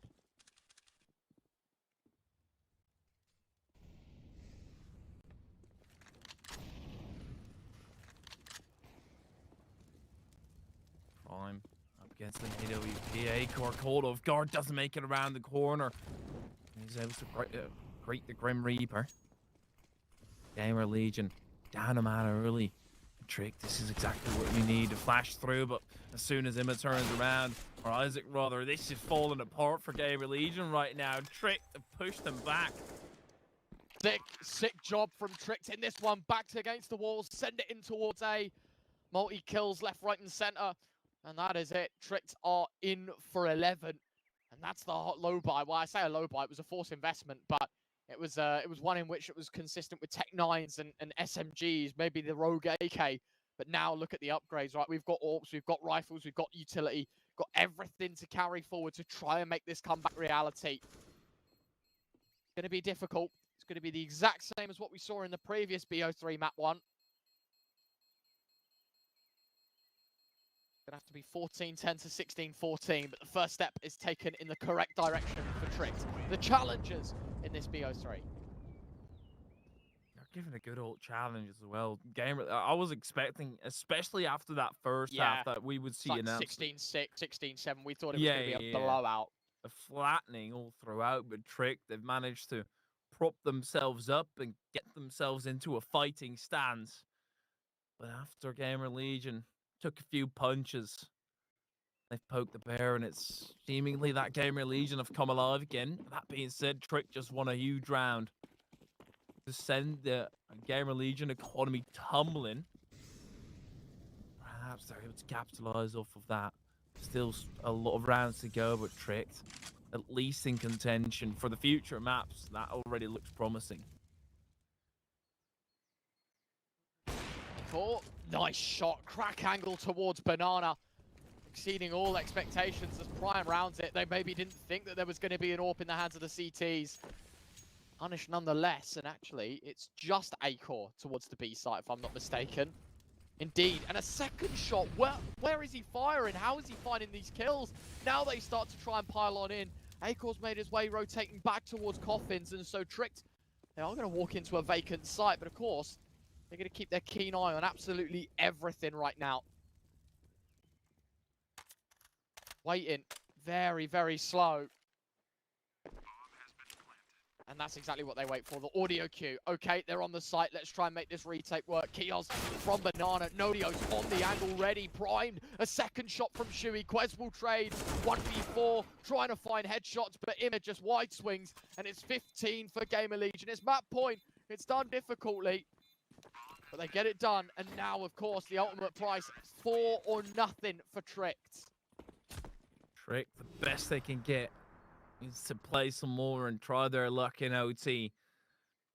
I think GamerLegion are eager to close this one out. Tricked with the bomb plan, each and every single one of them looked like they were going to have a comfortable buy, but Prime, he prioritizes util over an AK lined up for Tricked. They are still hampered into this final, perhaps final round, I should say. GamerLegion again going over towards mid.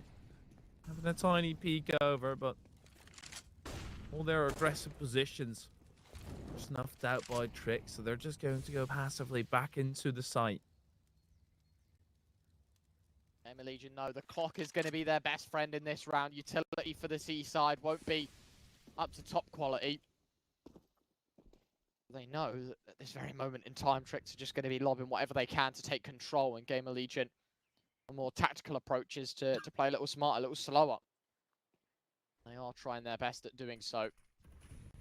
Still the best part of a minute to go as Tricked make their way towards B for what could be the final time. It's Shui on the other end. It's Kios as well to support from Dark, or I guess playing from Pillar.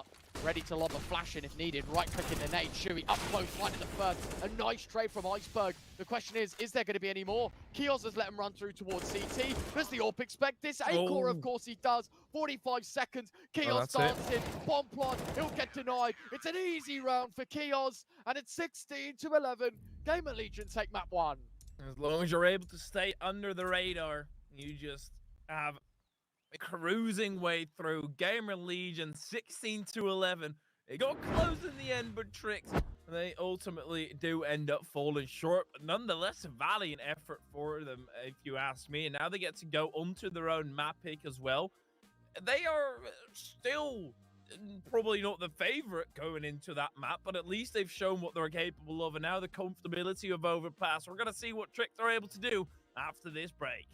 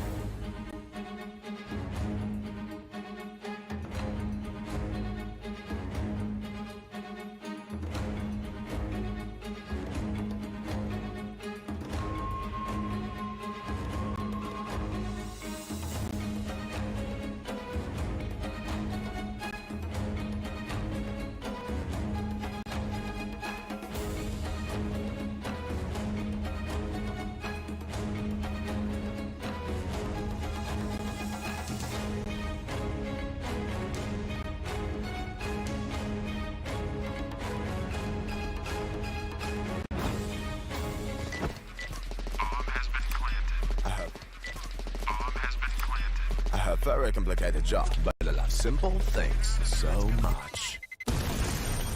One move, one push.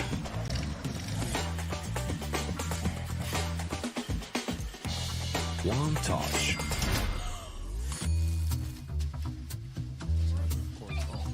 One love. One click. One X-bet.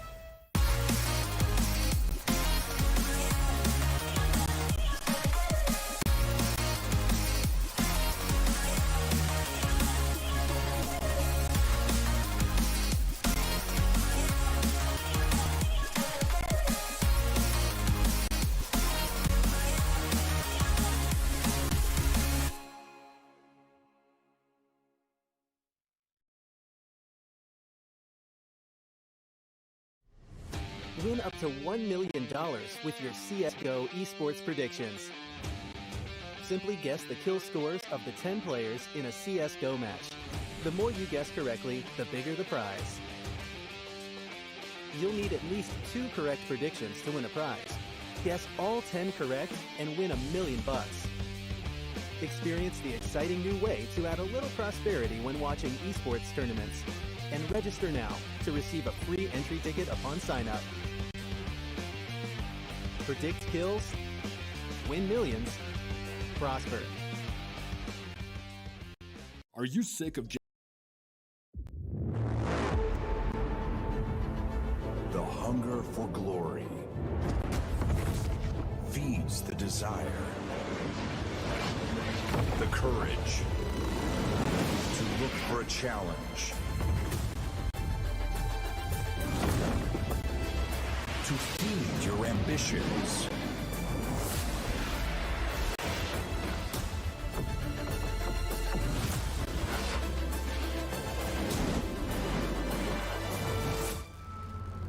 To reach for greatness. To become the champion of champions.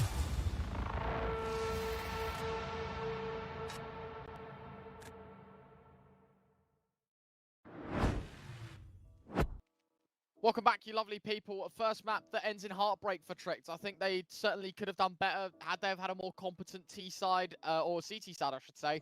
Their T side probably looks a little scarier than that, but hey ho, Hyperia. We move into map 2, basically saying if GamerLegion, you know, if they're the first to 16 here, they're done. Tricked are out of this competition, and you know, playoff stage, it's cutthroat, it's single elim. They're done. They're out of the West Europe playoffs. And either way, it's going to be tough one for Trick to survive this onslaught. Not even specifically on Overpass, but after that, they've got Mirage. So they need to get 2 on the trot. And GamerLegion, if they're able to continue the form like they had on T-side, I see no trouble for them. The trouble does come when they don't find that form. But Overpass T-side is going to be tough anyway. But we are getting into the pistol round. Let's just get into Overpass.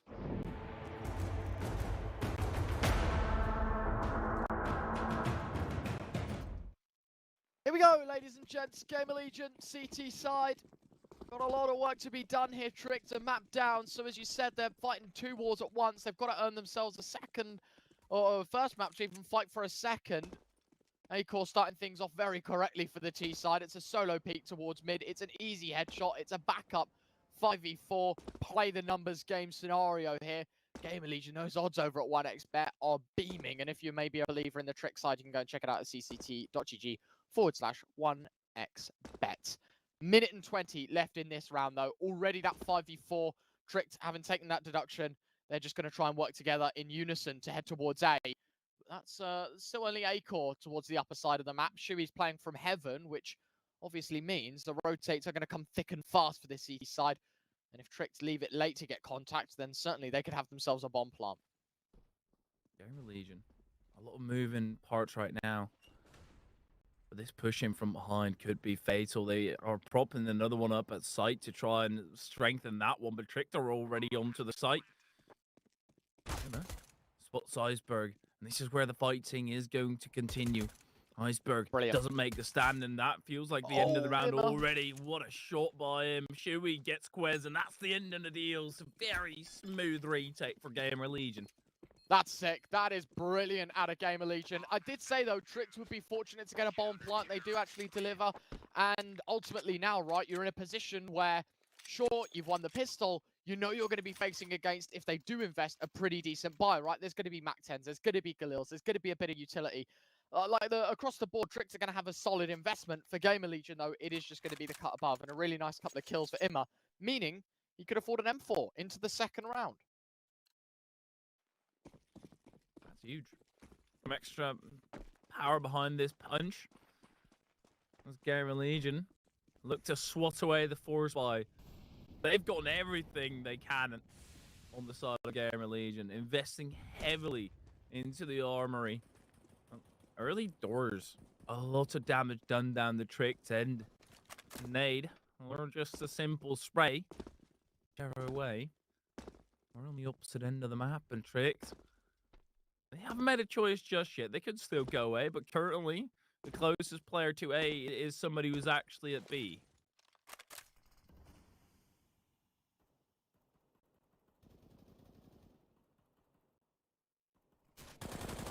Another 5v4, my word, Iceberg playing with fire against Shui's fans. A-core, where's that come from? Double spam, connect to make it 3 for A-core. No. What's just happened? The entire attack from the heavens, as you say, has just been blasted apart by the A1S. And Imma might be able to make this one flawless. Timing not on his side, spotting the head towards Plant Pot. May want to take a second engagement. Prime might just walk into it as well. It's a pretty topsy-turvy one, but it's Prime that backs away. It's Imma now that tries to put an end to it all. Pre-firing the angle, doesn't spot him, and A-core swings out. It's a quad kill for A-core. What a sick round for GamerLegion. No. Tricked, that's such a rough one. A-core from the heavens above. It's a nifty angle, but one that you should be taking into account if you're Tricked. When this is your map pick, 3 dying by it, and it's such a crucial round as well. Because now GamerLegion, they're bound to be on foot of 3. And after that, that's where Tricked can finally start contesting. Unless they manage to get an overwhelm here, but the double molly, oh no, they've run into the trap. They are trapped in between, but they're actually in a little passage of safety. There's a nade lobbed in, and they're trying to disarm this entire Tricked side before the round can even start. Don't blame them. Flash is attempted. Imma is playing anti. Oh, Imma a triple. Securing all the frags, staying alive as well as the most important part. Not giving up a weapon. And there is a man in towards party. Might just be spotted out here. Lucky though, as Shui will start to spam on through. Connects for the majority of the part. Finishes the job that he once started, and A-core to finish up the round and shut up shop. GamerLegion, a sharp start here to overpass. Even though it's just a conversion of a round that you should be having anyway, they do it in a strong way. There's no lapses in judgment. It's just solid, everybody surviving, and get out and into the next round, because this usually would count as the bonus round. There's a FAMAS and a Galil as the bonus weapon. Yeah. Apart from that, they've got everything that they want. And Tricked, they're gonna have to tear down this house. I think as well, something to note is like everyone on GamerLegion, I know they're not going to do it, but has so much money that you could buy 5 orbs into the next round. Like that's how much money they have saved in their back pockets. It's just, it's unreal. It's unbelievable to see the amount of money they have. A 6 set piece there from Shui and Keols. I think, you know, Shui was just saying, okay, I'm going to flash you in, take the fight. And they do indeed. And obviously the swing comes in tandem Iceberg! What a transfer. Now Shui's kind of caught in no man's land. The door swung open. Rodeo walks into the guillotine. Shui jumps up to try and find the second. Not going to work out for him. Now Acor tries to hold the fort towards B, but Iceberg's nade finishes the job. Imma against 2, but he's on a fast con flank. This is one that Trick shouldn't expect. He's checking out these angles as if someone's there. He knows that one was towards Monster and one's towards Shaw, but the door is shut in his face, which means, what the hell just happened to that AK? I was going to say, he's going to have to make noise in getting into this site, and now that the door's open, he does indeed look for it. Picks up the premium rifle, looking for blood. Smokes off Monster, does lucky swing before it plumes. No, Imma just trying to isolate his fight. Will do a good job in finding damage, but no frag, and it's Trick that find the first. My God. That was a weird round altogether. Iceberg with a 180 swivel. That's just insane. AK getting launched by the door. And GamerLegion losing the round in the end. The Trick, they do manage to get that one going, albeit with only 2 of their players left alive. GamerLegion have to reinvest, and as you mentioned, plenty of money to do so. And all being brought out for Acor. Tricked. They're actually the ones with a weaker rifle in there. Galil in the mix. Looks like GamerLegion want to go for some early doors aggression again. Even though they were very well prepared for it on the side of Trick the previous round. Are they going to be prepared for Acor with an ult? That's just a different monster, though. Don't have that time to react anymore. As soon as you step in, you're just dead. GamerLegion, now that they've cleared it out, they've got a whole lot of map space. All right. Not bad. Nodio's finding the opening frag. Keels, I think, yeah, I was going to say, it's just an escape mission with the AWP at this point. Problem is, because he's taken so long to retrieve the gun, the timing towards Monster has been a complete throw-off the road. Keels finds the first. Flash is good enough. Trade out. Lucky saves his teammate's life. Spot out Isaac. I think he did actually spot Iceberg in towards water there, but nade molly combo forcing him away. 3 versus 4. Do you go for this if you're GamerLegion? Is a save more sensible? That's for them to decide. Lucky, oh, he's dead. He is so dead. That molly should finish the job. How did he survive? Yeah, that's fire against water, mate. Yeah, but it still burns you. I mean, I do agree. Like, realistically, it should put the molly out, but it's Counter-Strike. Maybe it just forgot that it's Counter-Strike for a second. It starts to emulate the real life, but wearing his fire suit or something. I don't quite know how to explain how he's just done that, but he has. Impressive. It's another AK that Trick can carry into the next round. And GamerLegion, they've also got a whole lot to take into the next round, but with that does come a loss. That's going to be the tougher part about this altercation. Like GamerLegion, get the tail end twice in a row now.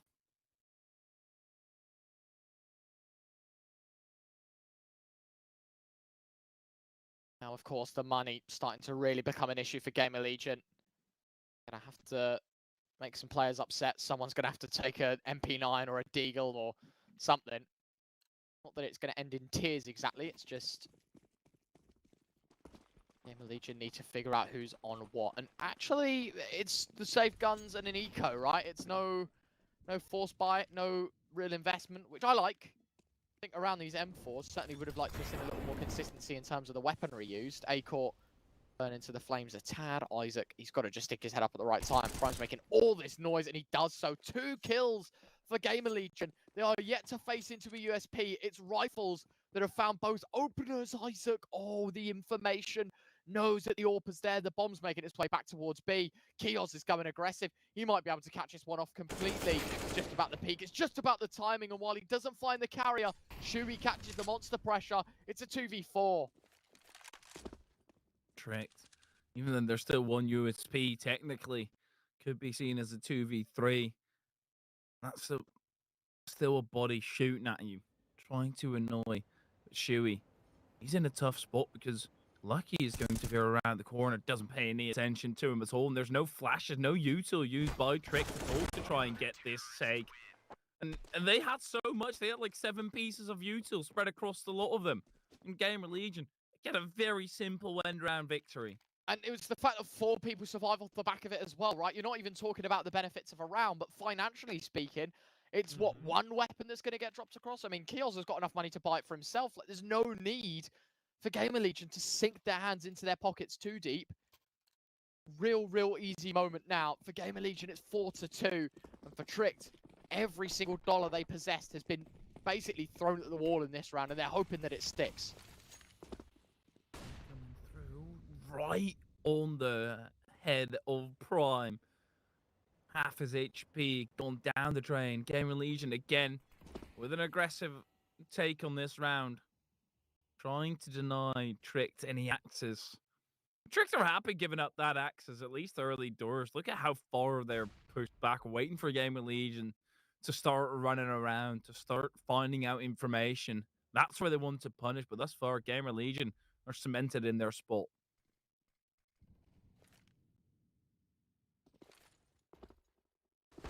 Run boosts to really pick up on the information towards long. Anyone about? No.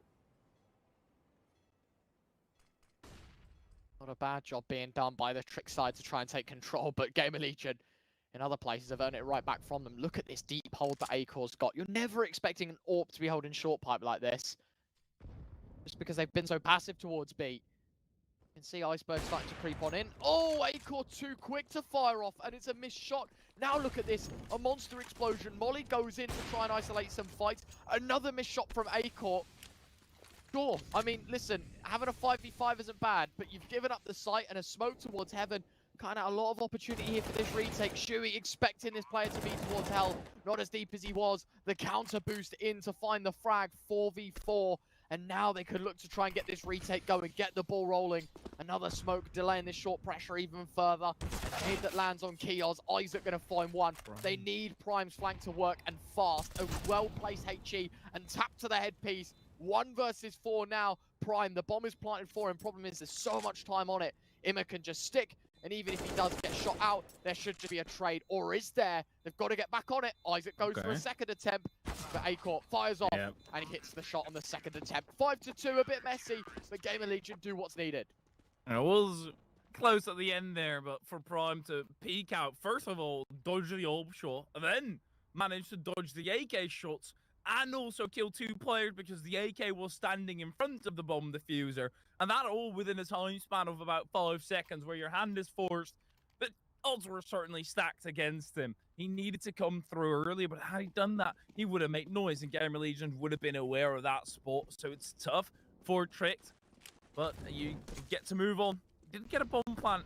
You managed to test, but GamerLegion, ultimately, they'll be the one to push through. And Tricked, do they just want to go quickly? They've gone relatively slow at the start of each and every single round, and this time they're trying to overwhelm him with a beautiful shot, but Acor falls by the hands of Lucky, and Lucky immediately grabs up that AWP, of course, and they want to make this round work right now.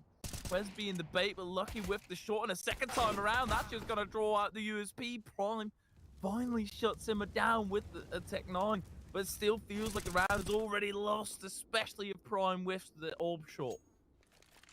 Nodios against 3. Difficult pill to swallow, because yet again, it's one of those rounds that Tricked. 1 or 2 key fights go the other way. Roll right over GamerLegion, but Imma finding a hat-trick is brilliant. And ultimately now it is just Nodios to clutch this one out. Kios does spot him. Nice first shot is his. Second shot, oh my word. Had the read, not quite the aim. Isaac was crouched, and so Nodios' crosshair sitting over the top of the headpiece of Isaac. It is 6-2. GamerLegion started to find some form and some consistency here on this CT side. Really well played. The fact that draws out the pistol and plants Lucky in the ground is brilliant. And there's no denying now that GamerLegion are looking to be a sharp CT side team here on Overpass. For Tricked, it's not an easy case of 2 for the price of 1. The economy's too sturdy for that on the side of GamerLegion. Tricked are going to have to brute force this way. Very similar to how the previous map went. It just got out of hand early on. Acor goes hunting. The timing is everything in this particular... Well, nothing. Neither side are willing to inch closer. And they both venture off into different paths, meaning that Acor is going to get away with the AWP and just pose up a second defense.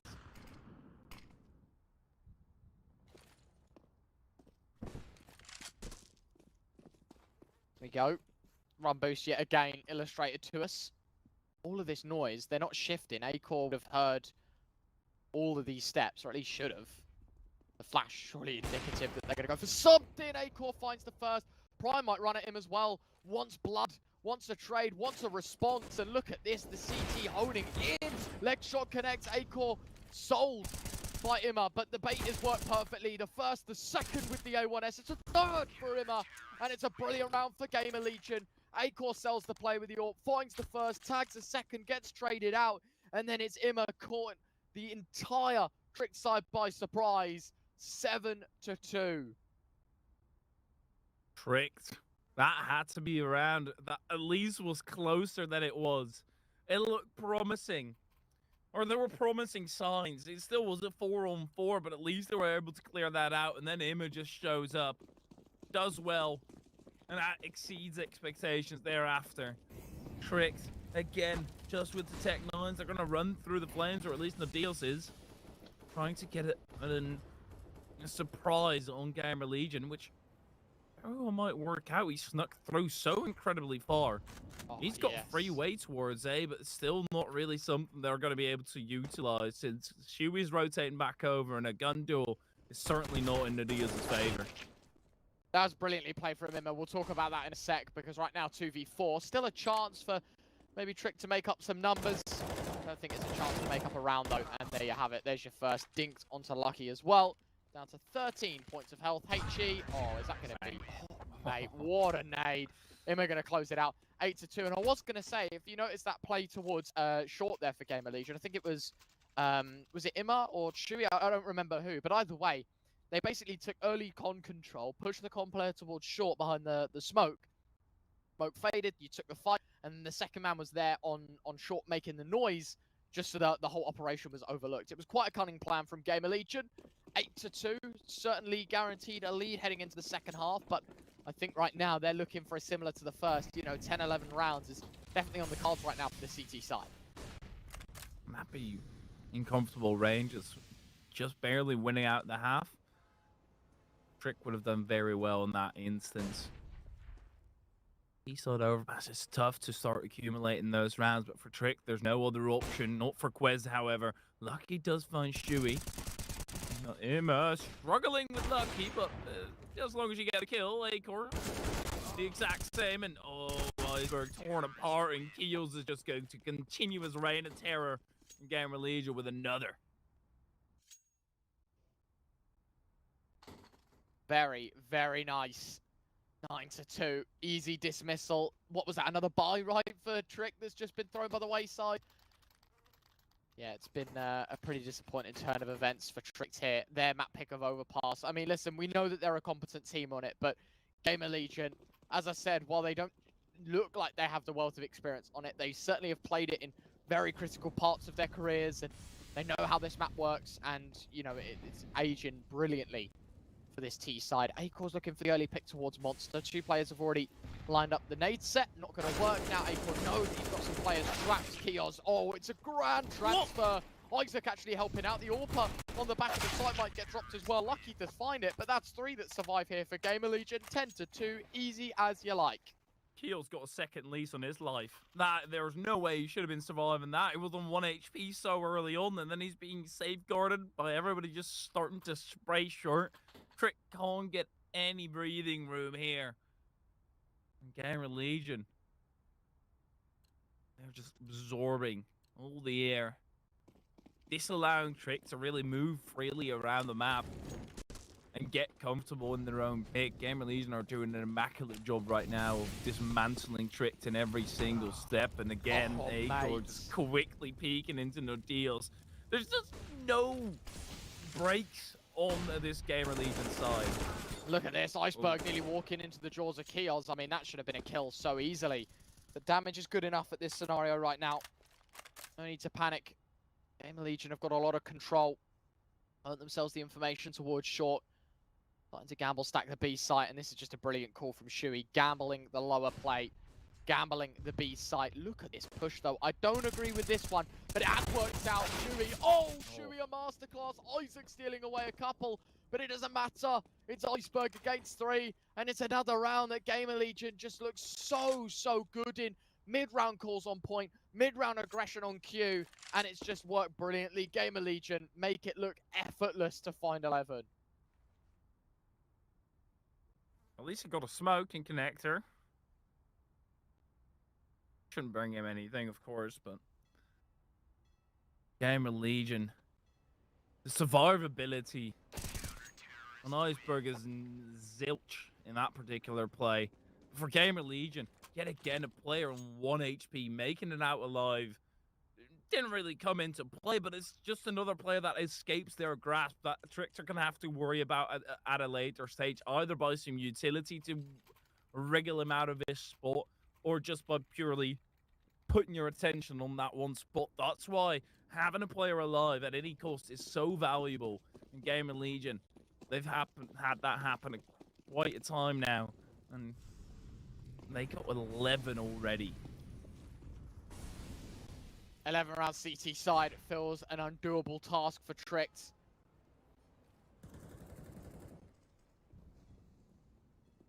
Playoff stage that they earn very nicely, but a playoff stage that might just be cut short very quickly. Matches are okay. Iceberg trying to make his way out. A hero play, that's never going to work out. Look at this position from Isaac. Just read into the boost, read into the one-way. Keog is going to find the 4th. Isaac the last. A flawless round for GamerLegion. They are so good at CT side. This is going to be a 13-2 half. This is going to be a whitewash for GamerLegion. Oh, Emma, man. Bringing out the auto sniper. Don't blame him. Yeah, you're feeling comfortable, confident. Each and every box is checked right now of positives for GamerLegion. And they get to do whatever the hell they want. Trick just have to sit by the line and watch, even though they're in the field playing. They're just spectators to this glorious game of GamerLegion. So far, so good, though. In this round, Tricked haven't met much resistance in terms of the weapons. Iceberg letting loose with the Galil. Stands in the nade because he wants to try and find the kill. Unfortunately, neither outcome is going to work in his name. He takes half to the nade and then doesn't find anything with the Galil. So, another early setback for the Tricked side. Not a massive one. Flash is going to be okay. A-Core blind, and that's to make it seem like they don't have banana control, but it's all a ploy to try and bait in Chewy. Not that it matters, though. This is going to be a B play in round 15. Keos waiting towards the divider. Isaac going to find one on the metal angle. An easy first frag. Iceberg now trying to wiggle his way up. It's actually caught out, but Keos lining him up. Only saw one, but finds a double for his troubles. And it's just Nodios and Prime 2v4. And it is not looking good whatsoever here for this Tricked side. Could not find momentum on the T side. Could not find consistent rounds. And when they were close to breaking the economy, GamerLegion brought a whole different element, a whole different realm to their game. And the CT side of Overpass, bar those 2 rounds, has been so impressive. There's been a disconnect. It's down to just Prime, and GamerLegion have 13. What a brilliant performance. You cannot argue with the numbers. It's a one-sided affair, and the whitewash will continue in just a moment. Don't go anywhere.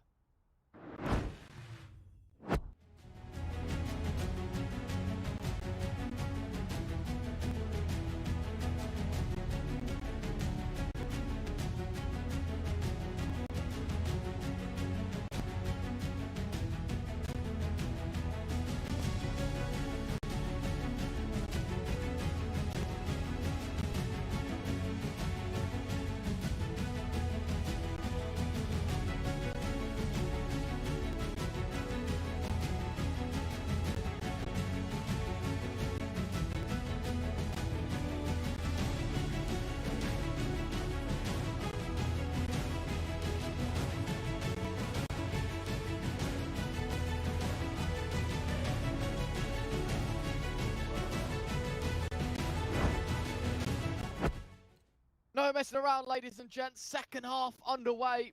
Tricked CT side need a miracle story, and that's an understatement.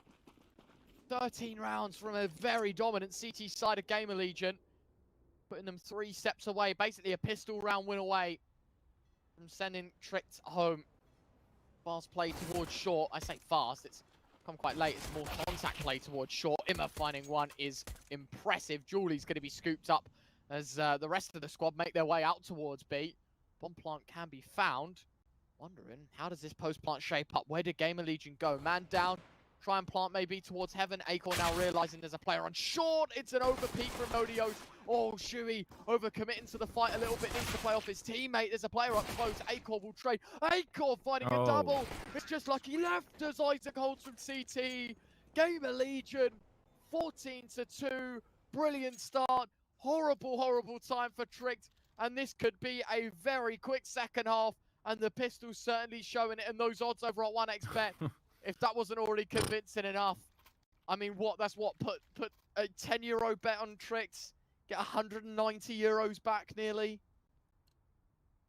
That's crazy. It's never happening in the eye of 1xBet, and I think we agree. Hyperia, 2 more to the finish line for GamerLegion. If I was the bookie, I'd probably give GamerLegion 1.01 even. Like, they've been dominant, and that's just for winning, right? That's not even for winning this map. That's insane. And Imma already finding that first frag. Tricked, backed into the corner, and just getting punched every step of the way as soon as they try and step out of it.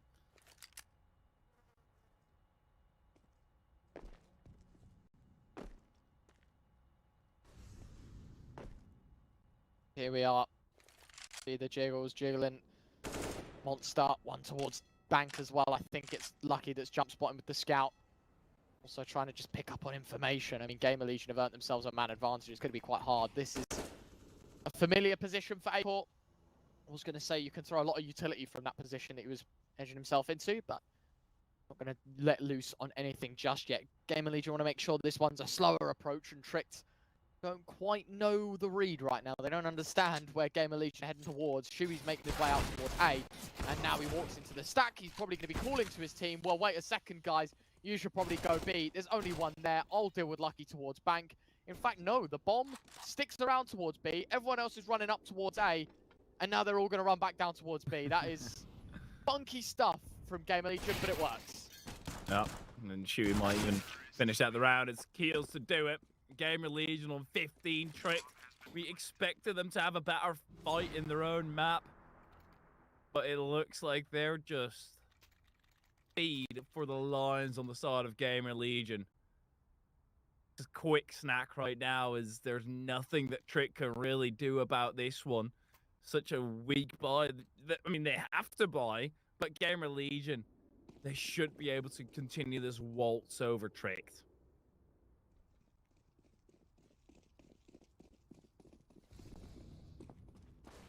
Round 18, let's roll. Could be for the last time here in the BO3 as well. Nade, decent, iceberg. Enjoy your lunch, fella. Going to be a nice taste with that HE in your mouth. Ultimately, for GamerLegion again, it's just another slow round. They understand, you know, as much as we could just run at them and try and just shoot them all and win, we want to make this one a statement to the other teams in this tournament. It's a brilliant start, running at him. Imma just even keeps his nade out and then guns him down with a Mac 10. Insults to injury, picks up a scout for good measure. Wes, he'll get caught off by Kios. One man for the job. It's Prime against 5. And Tricked know their time here in the playoffs of West Europe is all but over as you face into the jaws of Long. It's information picked up upon at least, and a tag to boot. Shuey closes the show, 16-2. GamerLegion, an impressive first half of Inferno, a close affair in the second, but it's Tricked's map pick that show all the cracks in the Danes. It's 16-2, it's 2-0, and GamerLegion are second team for the quarterfinals. Such a dominant performance. I was afraid for GamerLegion as soon as they started to show some inconsistencies on the Inferno. And allowed a pretty huge comeback to happen, but they lighted their backs and they were ready, prepped up to go, and Tricked, they had nothing to say on the overpass. And it was their own map pick, so it is unfortunate that we didn't get to see more of a battle there, but ultimately, GamerLegion, we expected them to win from the start, and that's exactly what's happened. Yeah, and of course, it's single elimination playoffs, which means Tricked are done. They do get a few points for making it this far, Hyperia, but at the end of the day, it is not going to be. They, of course, have to basically drop the torch here in the round of 16. It's GamerLegion that will face Godscent in the quarterfinals. That's going to be a banging matchup. Of course, we still have a few more BO3s to bring you today. It's Harvu taking on Illuminar and Apex versus Coalesce to end the day. So still 2 more BO3s. Still, 6 hours of Counter-Strike to watch here. Plenty of other officials going on right now as well. It's an exciting time to be watching some Counter-Strike, and it's been a pleasure today to join you, Hytheria, for these ones. We're done. We're going to end our day, but as I said, we're only just getting sorted here in the West Europe playoffs. We'll be back in just a mo with some more Counter-Strike action. A very complicated job, but I love simple things so much. One move, one push.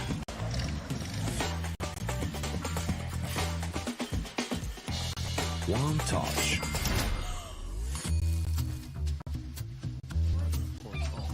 One love. One click. One expert.